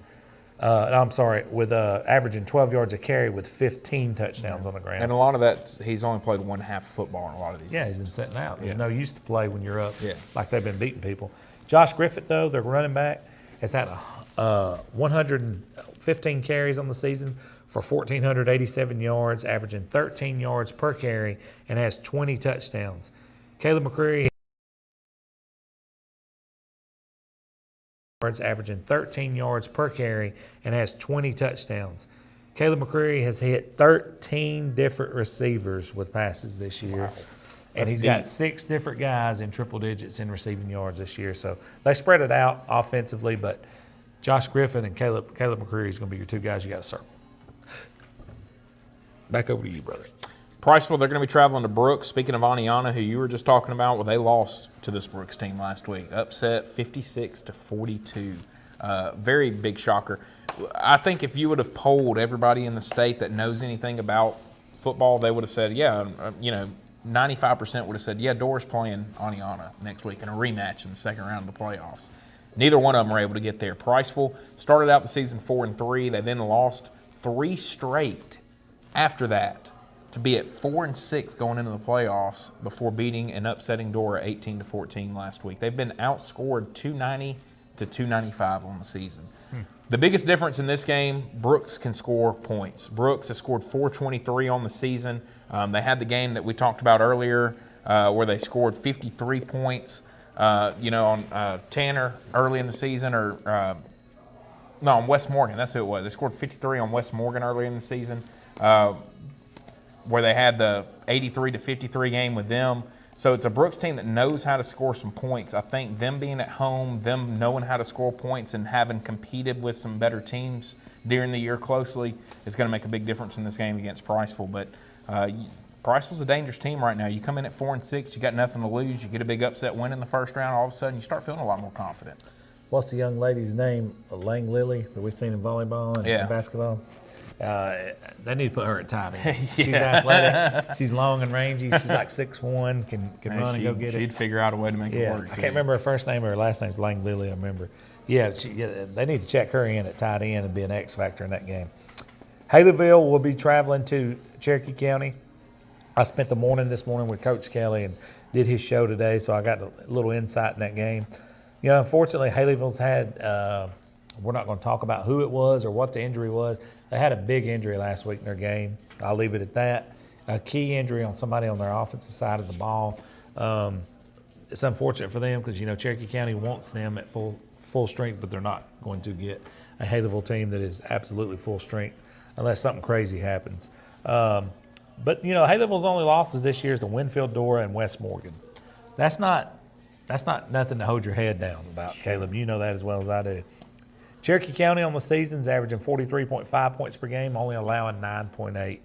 Jacob Cornejo. Caleb, buckle up. These stats is about to blow your socks off.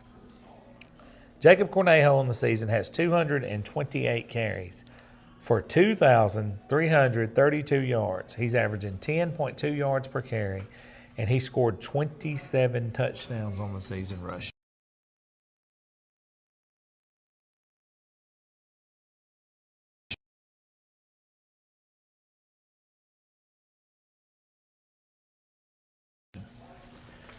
On defense, Tay Diamond, who's All-State, has 13 sacks and is a dominant force on that defensive front. This is a very solid, well-rounded Cherokee County team that we could sit here and talk about for the rest of the night, but we have to get in and out of these games. But when it comes down to this, here's what I got to say. Haleyville not at full strength, traveling to Cherokee County. It's going to be tough. It's going to be a tough, tall task for those guys. Dessler traveling to Westminster Christian. Dessler is surprisingly to me an 8-point favorite in this game going on the road.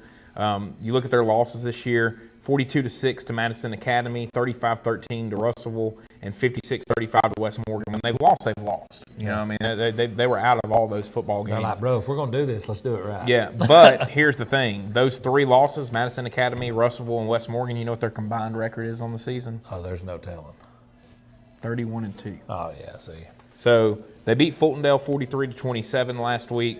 Very interested to see if Deschler can find a way to score with Westminster Christian, because it's a Westminster Christian team that is going to put up points. And you look at them this year, they lost to Lee of Huntsville game 1, 44-34, but from what I was told by my brother who's up in that area, they have a very good quarterback at Westminster Christian that we talked about last week. He got injured in that game that they got beat by Lee of Huntsville, and that allowed Lee of Huntsville to kind of take over and get up to that 10-point lead to win that ball game. And then they didn't lose again until they took on Madison Academy, who has as good a chance as anybody to win 3A this season. They got beat 47-7 by them. So they've outscored everybody else. If you take away the Lee of Huntsville game and the Madison Academy game, they've outscored everybody else in the other 9 games that they've won this season, 452-242. So 35-13 win over Oak Grove last week. They weren't really tested. That's not an offense that can score a lot of points against you. Deschler can score a little bit more. It'll be very interesting to see if they can carry that on the road to Westminster Christian, and it's going to be a high-scoring football game here. 100%. Next game is going to be Hanley at Booker T. Washington. You know, Hanley picked by many to win the state this year. They defeated St. Michael last week 68-38.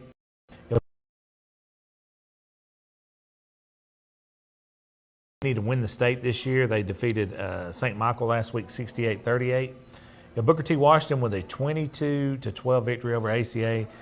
Booker T. Washington's an interesting team, Caleb. They're 7-4 on the season. They're a dangerous team, but at the end of the day, man, I think this all goes back to Hanley. If Hanley takes care of business and does what Hanley does, they're going to win this game. I'm not trying to put bulletin board material up. It is what it is. You know, AJ Goss from Hanley had 326 yards rushing last week with 5 touchdowns. So I look for him to continue his dominance. And if you're Booker T. Washington, when you face this Hanley team, you're gonna have to play a perfect game to beat these guys. I mean, you're going to have to play out of your mind to beat these guys. Back to you, brother. West Morgan, they're traveling to Corner. This is a fantastic matchup here. 11-0 West Morgan, 10-1 Corner. Another matchup of 2 teams with a combined record of 20-1 on the season, or actually 21-1 on the season for these 2 teams.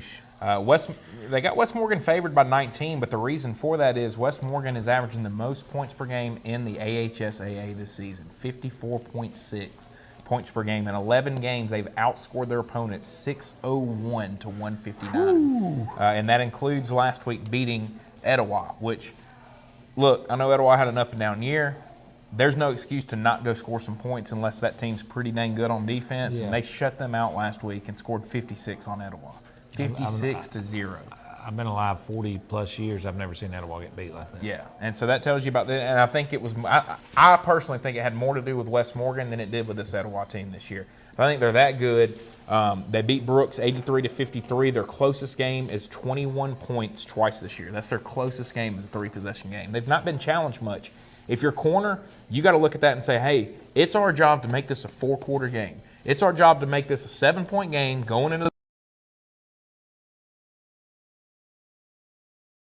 It's our job to make this a 4-quarter game. It's our job to make this a 7-point game going into the 4th quarter and put some pressure on West Morgan. Make them have to make plays late in the game. They hadn't had to do it all year. They don't have experience doing it. Corner has been experienced doing it.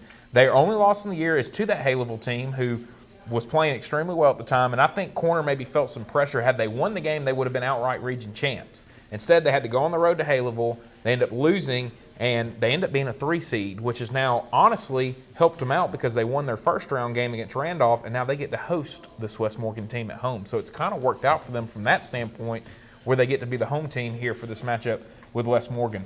Biggest key in this game, Corner, you got to make it a 4th-quarter game. You've got to make West Morgan make play. If they're comfortable heading into the 4th quarter, if you're already down by 21, it's over. You're not going to win the game.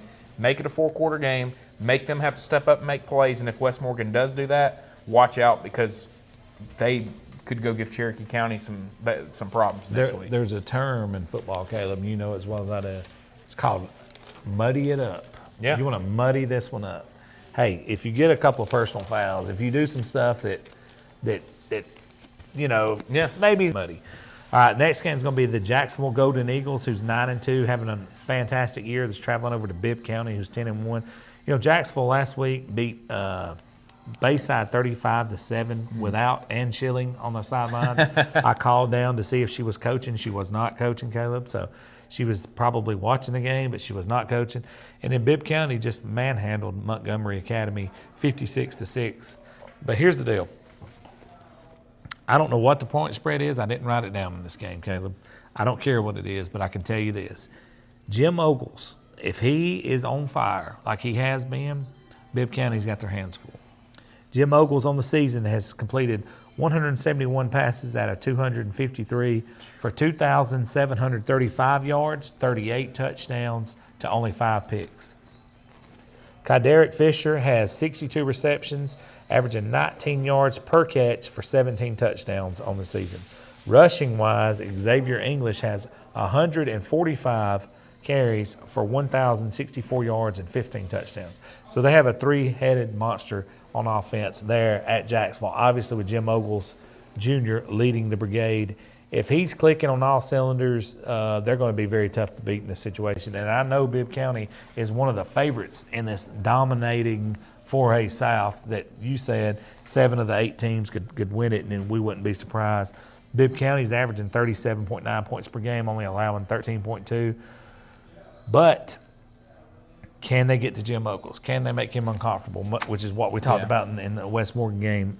Talking about it here, sitting at this comfortable 70 degrees at Winchell's is one thing, but getting out there on the field on Friday night and doing it is another. Moving on to 6A, this will be the last classification that we have here, so 8 more games to break down for you guys. We're going to get things started with possibly the best team in 6A, Saraland. They're going to be having to make the trip from Mobile all the way up to Birmingham. Could that play a factor? That's going to, and Briarwood better hope it plays a factor, I can tell you that, because Saraland's going to have an extremely big speed advantage in this game against Briarwood, and we kind of saw it last year. I mean, you see what they did to Mountain Brook last year. It could be that kind of *2 against Briarwood if they don't watch out. Briarwood's going to have to find ways to play zone coverage, keep things in front of you. Snap it one more time. Yeah, and just, I mean, they're going to have to kind of go, you've talked about that with Fife, how they make you snap it one more time, and that's going to have to kind of be their game plan. Play zone, your safeties need to be 20, 25 yards deep, moving backwards on every play. Don't let them hit you over the top. Yeah, and if they can hit, if you can make Ryan Williams catch it in front of you and you can come up and yeah, and if they can hit, if you can make Ryan Williams catch it in front of you and you can come up and corral him and tackle him, you're doing your job. And that's got to be your game plan because Which is, have you seen the a Mountain lot Brook easier game? said than done. Yeah, because he's taking a lot. But of I'd rather him and do turning that them than into walk into the touchdowns. end zone 5 yards behind everybody. Yeah. So, but this Saraland team scored 598 in 11 games this season, and that includes beating a very good Lipscomb, Tennessee team, 31-30 in overtime to start the year. They beat Theodore, who was very good defensively this season, still put 42 up on them, 42-13, and that's their closest game since that Lipscomb game, 42-13. They just don't give up a lot of points. They've played really well defensively. The good news, I started giving up a little bit more here recently. McAdory was able to get 14 on them. They beat them 54-14, but Briarwood's going to have their work cut out for them. I mean, they lost. You look at their biggest games that have the best athletes they've gone against this year. Clay Chalkville beat them 31-0. Spain Park beat them 37-6. They played Helena close, still lost that game 28-24. Lost to Benjamin Russell 25-21, and then Fairhope 24-14. They've struggled with the team with better athletes, but, Bo, they shut out. Does that help them in this game against Saraland? The difference is they got a lot more to worry about from Saraland than what Carver threw out there offensively at them last week. Well, it can't hurt them. And shout out to Brad Watkins while we're taking a break in between games there. He is our guy. You got to give him props, man. No. He's a cool guy. He is a Fife Red Devil. I'll give him that. But even if you're not a Fife Red Devil, he'll come help you out with your AC unit. So shout out to Brad Watkins. His information is all over our page. If you need any kind of, heating and cooling needs, he is your guy. All right, next game is going to bring us to the Fort Payne Wildcats, who's traveling over to Muscle Shoals. Fort Payne. Man, Caleb, Fort Payne's had an interesting year. They've had some highs, they've had some lows, but the one thing that has been consistent for them all throughout is Dax Vanadorn. Quarterback who's completed 197 passes out of 317 for 2,800 yards, 22 touchdowns on the season. The guy has been playing out of his mind. Coach Elmore said something hilarious on the final drive last Friday night, Caleb. You're going to love this. He said he really took offense to Muscle Shoals being called the best team in the North. He thought that was a little bit much, and I was like, whoa, man, he's getting some bulletin board material. But then he follows that up and says, well, I think Jacksonville State and North Alabama has two really good football teams. And if they played a round robin, I'm not sure Muscle Shoals could beat those two. So he was giving them props. And at the end of the day, pretty good. Muscle Shoals is unbelievable, Caleb. They're playing out of their minds. And they've won in different ways, too, this year. They've have. outscored Hartselle. They've held teams to low scores, and that's what's been impressive. Muscle Shoals is averaging 44 points per game and only giving up 10.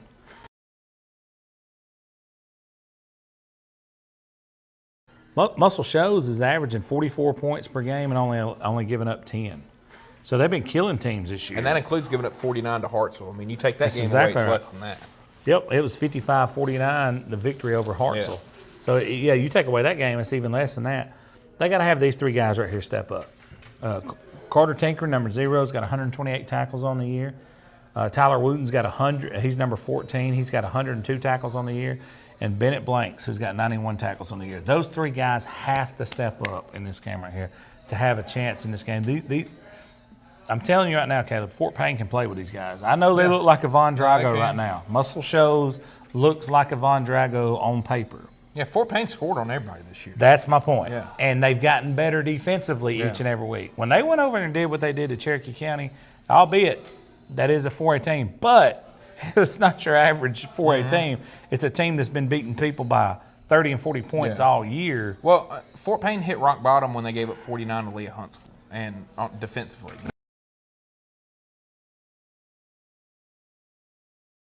Well, Fort Payne hit rock bottom when they gave up 49 to Leah Huntsville and defensively. That's right. You give up 49 to them, and it's kind of like, okay, we've got to figure And they did. something out. And they have. did. You got to give them credit. That's right. And that may, while you looked at it and it was a frustrating loss at the time, it really ultimately didn't hurt them in the region standings. Yeah, and I think ultimately it's going to help this team. It has helped. Yeah, it woke them up a little bit on defense. So, big matchup here. Helena traveling to Hillcrest, Tuscaloosa. Hillcrest, Tuscaloosa is a 17-point favorite over the 9-2 Helena Huskies.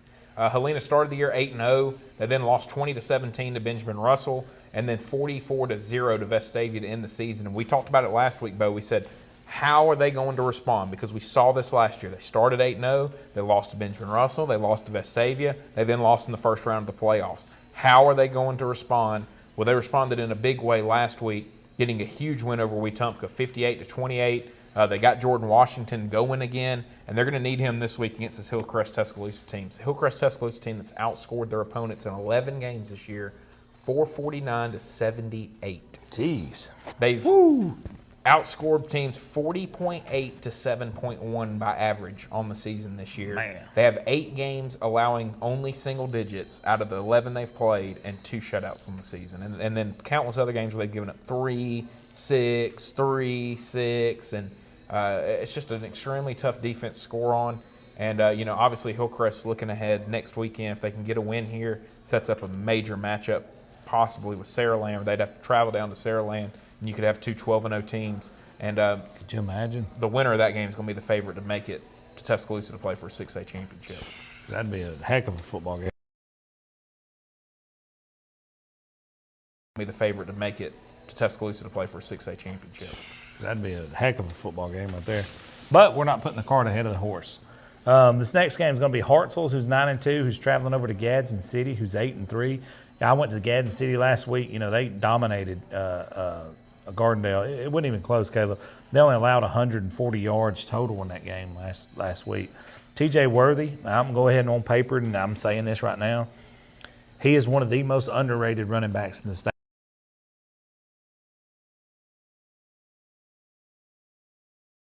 of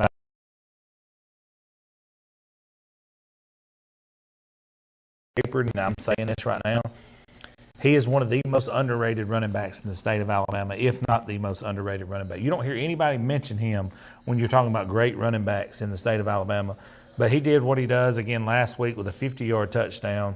He ended the game with 102 and 2 touchdowns. but he also broke the Gadsden City single-season record in touchdowns scored from a running back position. So he's also got another year. He's a junior. So Gadsden City had a really good performance last week. It beat a tough Gardendale team, a Gardendale team that put up 40-plus points on Mountain Brook. They held them to 16 and 140 yards total. So shout out to Ray Edwards, who's their defensive coordinator at Gadsden City, and obviously Ollie Smith, who's got his hands all over.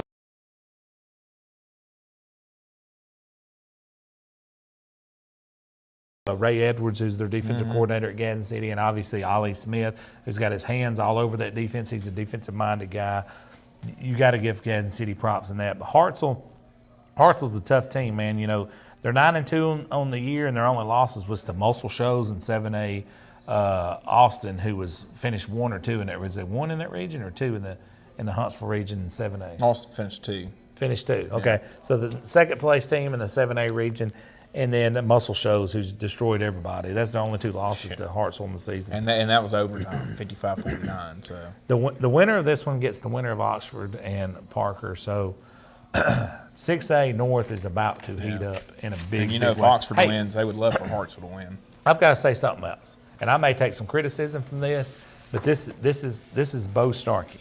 This is not necessarily comment. Well, I guess it is comments from Average Joe Sports Talk, since I kind of created Average Joe Sports Talk. If you live comments from Average Joe Sports Talk, since I kind of created Average Joe Sports Talk. If you live in Gadsden, go out and support the Titans, because I was there last week, and when I looked up in the stands, man, I asked Reggie, I was like, what is going on here? We got a team is hosting a playoff game in 6A. You know, and everybody griped when Ollie took over and they were losing. But then you look up in the stands, and here we are in the playoffs. Yeah. Now they're winning, and there's no support. With a chance to make a run, and I'll show you the picture, Caleb. It looked like 200-300 people's there. Go support these guys. Yeah. If you live in Gadsden, if your team's out and you just want to watch some high school football games, and you live in Etowah County or surrounding counties, go support these guys, man. What more can you ask for from this team? I mean, you go look at their losses this year. 100%. They've played extremely good teams. I mean, they've challenged themselves. They've gotten themselves ready for this moment in the season.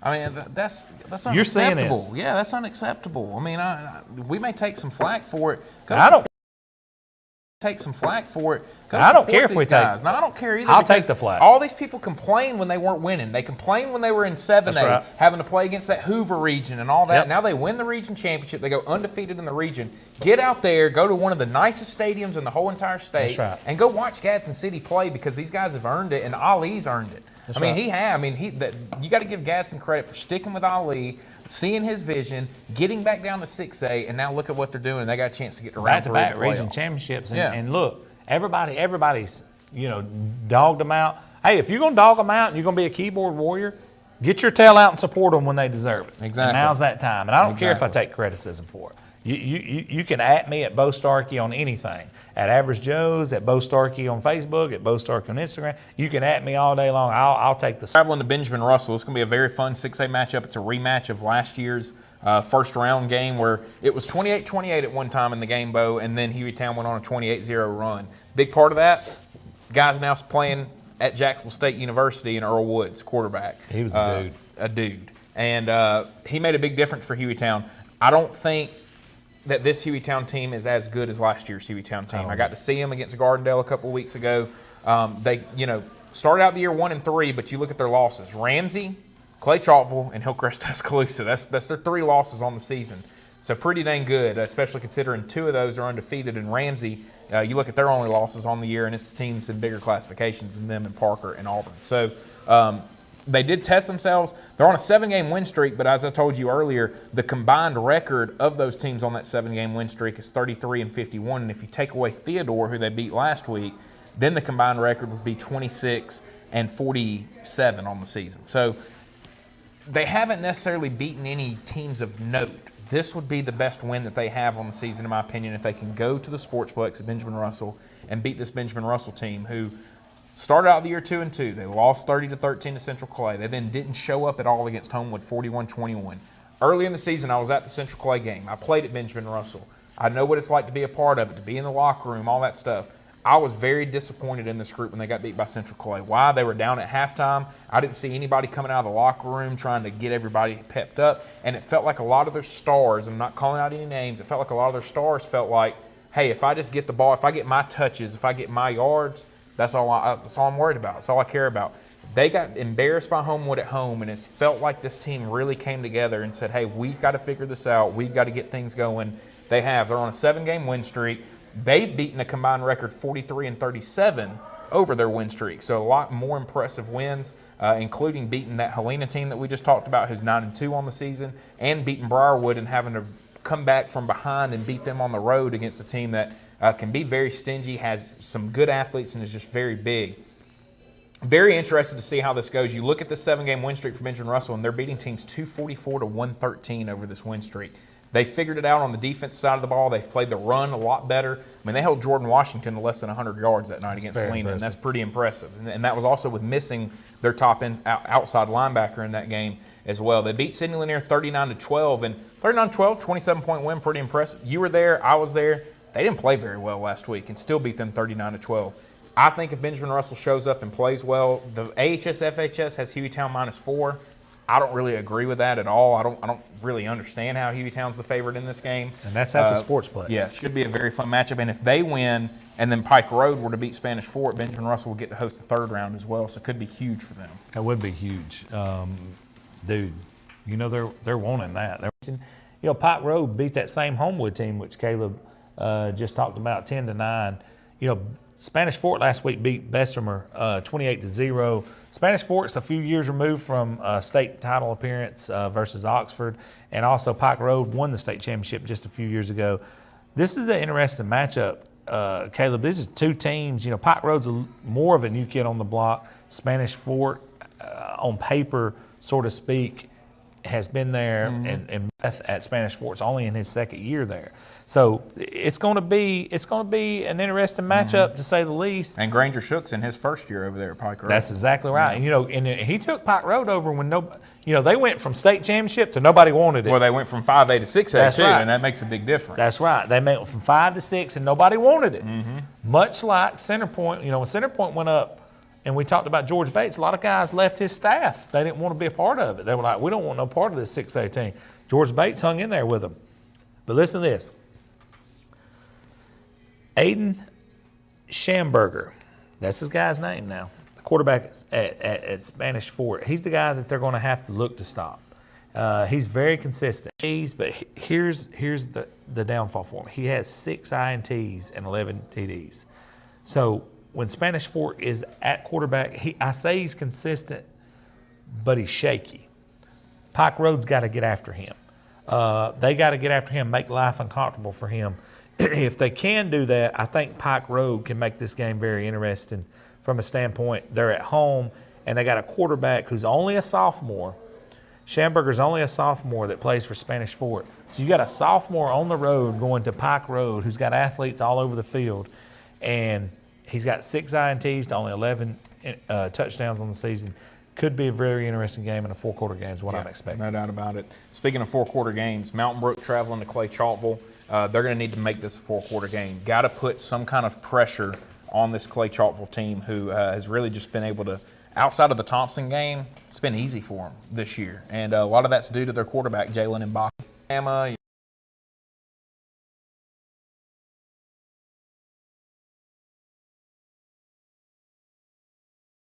That night, he scored all 5 touchdowns in the ball game. And very similar to kind of what Jalen Milroe did against LSU a couple weeks ago. That's what he looked like in that Thompson game, running the football, using his feet, using his athleticism. And we kind of saw last year when Mountain Brook, a better Mountain Brook team, it's not a knock on this year's team, they lost a ton off that group last year that played for a state championship. We saw a better Mountain Brook team not be able to handle a guy with that type of athleticism in Ryan Williams last year from Saraland. And Bachway is going to bring that same type of athleticism. Can Chris Yeager and company come up with a lot better plan this time to try to corral him? I trust Chris Yeager. I know you do too. Knowing him, knowing what his football mind is like, they're going to have a plan. It's going to be up to Clay Chalkville to see that plan and try to counter with something. But if Mountain Brook can come up with a good plan, Clay Chalkville can't figure out any other way. And I'm sure a big part of that plan is going to be hey, let's force this guy to throw the football a little bit, use his left arm some. You know, he's been able to use his legs. Let's make him sit in the pocket, make him throw the football. Mountain Brook's going to come up with a very good plan for this game. That's what makes this extremely interesting. But you look at it for Clay Chalkville, 421-85 on the season this year, and that includes giving up 33 against Thompson. You take away those 33 points, they've only given up 52 points in the other 9 games on the season. That's bad. Extremely impressive. That's bunch of bad shutouts. if you're playing them. And their closest wins, 36-33 against Thompson and 28-14 over Oxford. Oxford played them really, really well, I think, that night. They're 77-12 under Drew Gilmer since he took over there. They beat Coleman 49-7 in the first round. We talked about it last week. They weren't going to get beat in the first round this year. You know, Coleman, I hated it for you, but you were not slipping up and beating Clay Chalkville after what happened to them with Parker last season. But now Mountain Brook, you're going to have to with Coach beat them Yeager. now. Yeah. No, this is a Clay Chalkville team that's motivated. You look at it for Mountain Brook, they lost 35-10 to Vestavia in week 1. They lost 13-10 to Parker in a close game. The thing that's kind of concerning when you look at them is how many points they've been giving up. So before their bye week, in the first 5 games of the season, they'd only allowed 72 points, Mountain Brook had. You look at their last 6 games, they've given up 144 total points, Mountain Brook had. You look at their last 6 games, they've given 44 total points. So teams have started to figure out ways to score on them a little bit more, and this is a dangerous team to be giving up points against in Clay Chalk. That's going to be a fantastic game. Yeah, going to be 2 very really fun. good coaches. Here's 2 more really good coaches. I believe this is the final game we're breaking down today, right? This one's going to be Oxford, who's 9-2, who's traveling to Parker. You know, Oxford last week took on a very tough Athens team and handled business in a close game throughout, 45-27. Sam Adams knew that was going to be a tough game going in. You know, and now they're traveling to Parker. Parker, if you look at it from an athlete standpoint, just athlete for athlete on the 22 across, Parker might be the most talented team in the state, or they're definitely in the top 5. There's zero question about that. Frank Warren has done a great job of keeping all of the kids who go to Parker at Parker and not transfer out. And while doing that, kids from outside of the Parker district has seen what the product he's putting on the field is and wanted to come join that. Frank Warren is a tremendous coach, tremendous friend of Average Joe's, as is Sam Adams, who I hung out with today, did his show. We got to talking about this game, me and Coach Adams. Coach Adams said, look, athlete for athlete, they may be top team in the state of Alabama. And here's why he said that. You know, they got 2 SEC guys that's going to be playing SEC football on their defensive front, and Jordan Crawford and what's his name, Jamel Beam, who's also Jeremiah Beam. Jeremiah Beam, yeah, that's going to be committed to Alabama. And I don't think Crawford has committed yet. But both of these guys will be playing SEC defensive linemen. And then But both of these guys will be playing SEC defensive linemen. And then Naheem Alford, who is a 5-star, who is only behind Ryan Williams in the state of Alabama as far as in his classification and far as rankings, and is a top 10 player in the nation at safety. So you're looking at 3 guys right there who could go play at any college in America they wanted to. And all that's good and great and all that's fine and all, but Oxford has some guys, and Coach said it best today, they got some guys that he's telling me up front they're going to be outsized 50 pounds a man. You know, they're not going to have the 4 or 5-star guys, but they're going to have some guys going to play their guts out, and guys that's bought into Oxford, and guys who's built this foundation that we know what Oxford football is and is going to be in the future, sitting there on a $20+ million athletic facility for their students there. And what Coach Adams is talking about means a lot. When you got a community and kids that buy into your program, that can sometimes outweigh some of these 4 and 5-star guys, especially when it gets gut-wrenching time. And I think that's what this game's going to be. Keep this in mind. Oxford plays within themselves, and they got Mason Mims out there pulling the trigger. They can be a very, very dangerous team. And if this thing rolls over into the 4th quarter and it comes down to execution-wise, Oxford can execute as good as anybody in 6A. So they have got to do that. They got to roll and execute as good as anybody in 6A. So they have got to do that. They got to roll this thing over into the 4th quarter game. I look for this not to be as high scoring as everybody thinks. A lot of people's thinking this is going to be a 40 to 40 something. I don't see how. I'm thinking a 28-24 either way. I don't even know if it'll be that high, to be honest with you. It's I look at the 13-10 Mountain Brook score for Parker Yeah. and a couple of other kind of low, Ramsey, was 20-17. Parker. I mean, Pleasant Grove 22-21. I could see it being more of something like 17-14, 20-14, something along those lines. Caleb, X factor in this game, Malik Muhammad, we don't know if he's playing. Yeah. He's been out since the Mountain Brook game. That's Parker's quarterback, the one that we seen when we went and watched him live. So he's probably not getting the nod. And if he is getting the nod, then that means he's been out 5 weeks too. So they got number 18. I can't remember his name, but he came from Pennsylvania to be playing for him. So we'll see. It's going to be interesting, Caleb. Another great week of the Road to the Blue Map. We're sorry we had technical difficulties. We're sorry for the noise in the background. There's things that happen when we're live. Also, we want to thank Watkins Heating and Cooling. We want to thank Winchell's. We want to thank Rojo.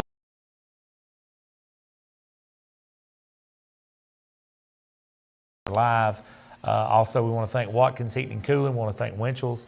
We want to thank Rojo Go. We want to thank Little Pink Houses, West Long, everything that West Long has his hand on. It seems to be flourishing up here in Gunnersville, Alabama. Henry House as well. River Rocks Landing there in Gadsden. Appreciate all you guys supporting us for what we do here with Average Joe's Sports Talk. So it's going to do it for us for this week's Road to the Blue Map. Next week, we'll have half the amount of games to cover next week, Bo. So we've set 2 weeks in a row. We've done 56, so they've been longer episodes. Next week, we'll only have 28. Week after that, we'll actually only have 12 because you won't have 7 to talk about. So we're getting down into the thick of it.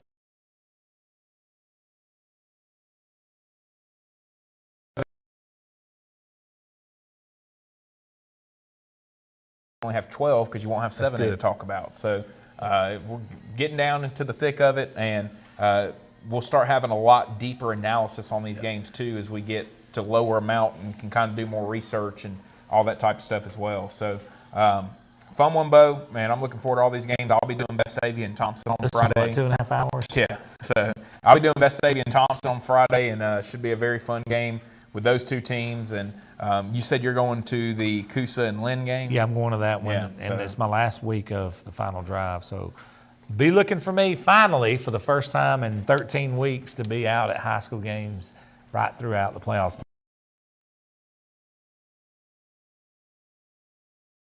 And it's my last week of the final drive. So be looking for me finally for the first time in 13 weeks to be out at high school games right throughout the playoffs next week. That should be fun. You've still been able to go on some Thursday nights, and I've been able to go to some first halves. Fridays, yeah. So, but get back to having you back out at full force, which would be a lot of fun. So, look, if you're not going anywhere on Friday night, tune in, check out Vestavia and Thompson on the AHSAA TV network. I would also suggest, they don't sponsor us or anything, but if you don't have NFHS network by now, you're missing out. It's $9.99 a month.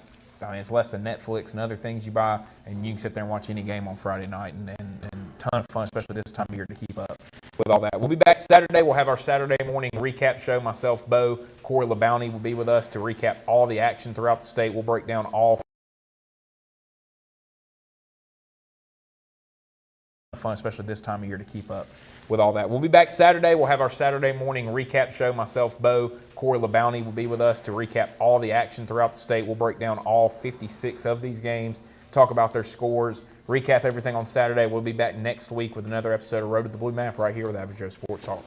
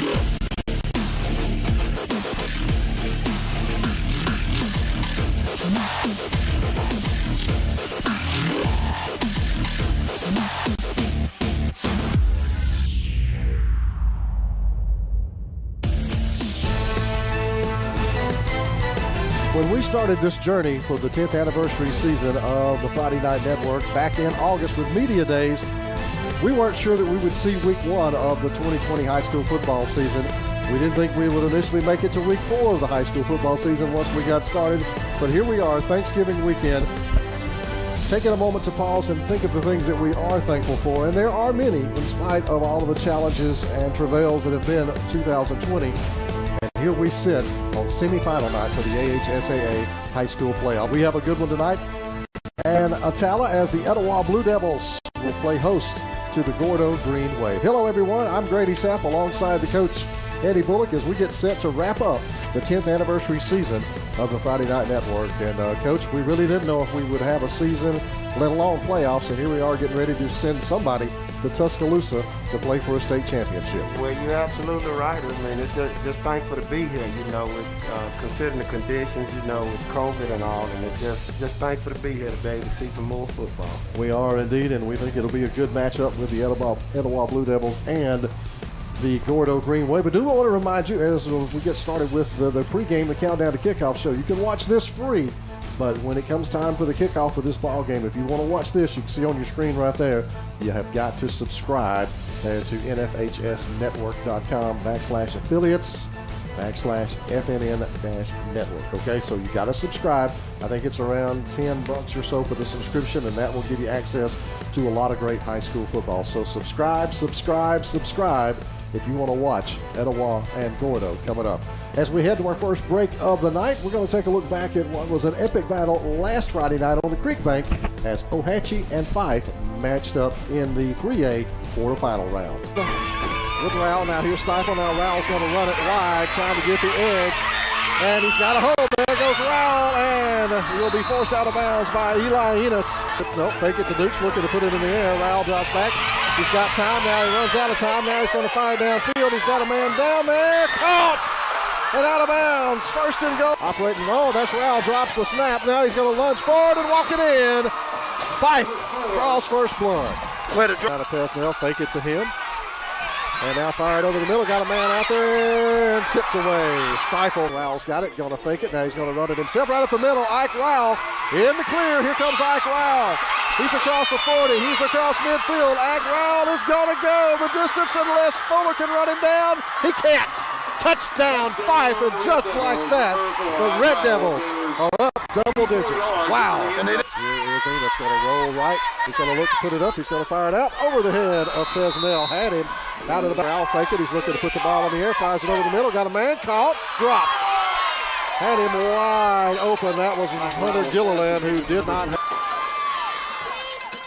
Rowell going to drop back.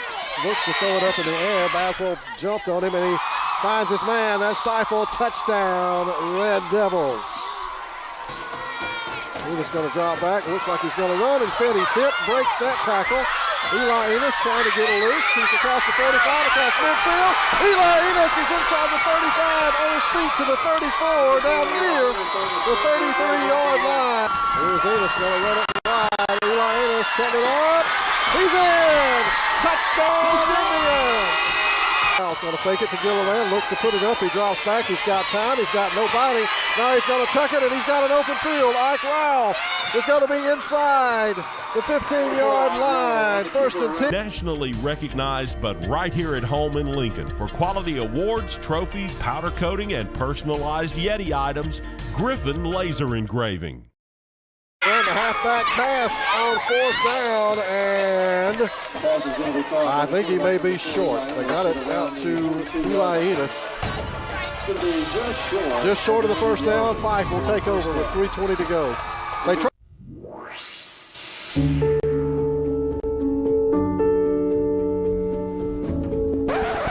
Gotta have a ring first.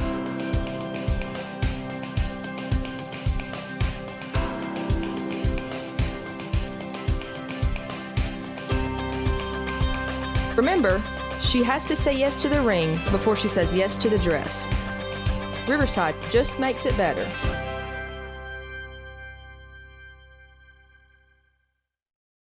At iCare Alabama, our goal is to meet the needs of every patient. Dr. Dwayne Mohan and Dr. Ryan Price always strive for excellent outcomes.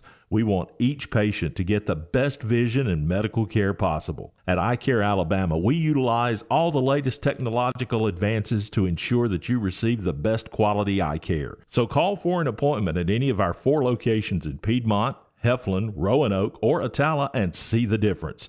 Most insurance is accepted. iCare Alabama. Efficient, effective eye care close to home.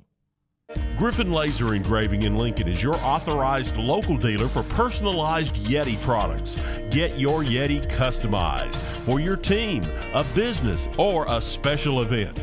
Your color, graphics, even photos. At Griffin Laser Engraving, we make it the way you want it. Order just 1 or hundreds, and you'll find a full line of Yeti coolers and accessories on hand, even the hard-to-find items. Nationally recognized, but right here at home in Lincoln for quality of trophies, powder coating, and personalized Yeti items, Griffin Laser Engraving. Blue Mountain Pallet and Wood Recycling is a locally owned business and has been serving Northeast Alabama since 1997. We provide a variety of wood products at reasonable prices. We support our churches, schools, and law enforcement. Ronald Reagan once said, entrepreneurs and their small enterprises are responsible for almost all the economic growth in the United States. Blue Mountain Pallet, 3614 Old Birmingham Highway. Come see us. In Alabama, school spirit is in the air on Friday nights. At Farmers and Merchants Bank, we're giving our customers the opportunity to show their school spirit every day with our new Spirit debit card. We've designed a unique card for every Calhoun County school that includes the school's logo. So every time you use the card, you're showing your school spirit. Come in and get your school spirit debit card today. We've got spirit at F&M Bank. Service, solutions, and strength. Member FDIC and equal housing lender. Your neighborhood Grub Mart is your one-stop shop for everything you need when you're on the go. Grub Mart features the best prices on Coke and Pepsi products and is the home to the 99-cent bag of ice every day. And Grub Mart is your exclusive home for the popcorn bucket. Purchase yours for only $5.99, then bring it for free refills throughout the year. And save every day with your Grub Mart Super Saver card. When you're on the go, it's good to know Grub Mart has everything you need. Gas, diesel, and delicious Oleo donuts. In business over 78 years. Grub Mart today.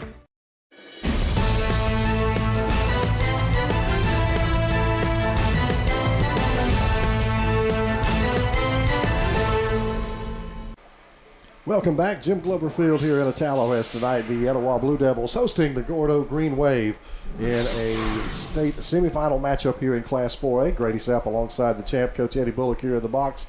And I want to remind you again to enjoy the countdown to kickoff as we get you set for the action tonight. But if you want to see the game, you've got to subscribe. At 7 o'clock, all of this goes away on all of our platforms, and the only place to watch it is right there on our screen. You can see that on the NFHS network that is mandated by the AHSAA, and if you want to watch it, you have got to subscribe, and you can do that at the website there. So go ahead and do that if you want to see the game tonight. It is all up on the screen for you, but you have to subscribe to see one play of this high school game tonight. Well, as we get set to get into our big ones,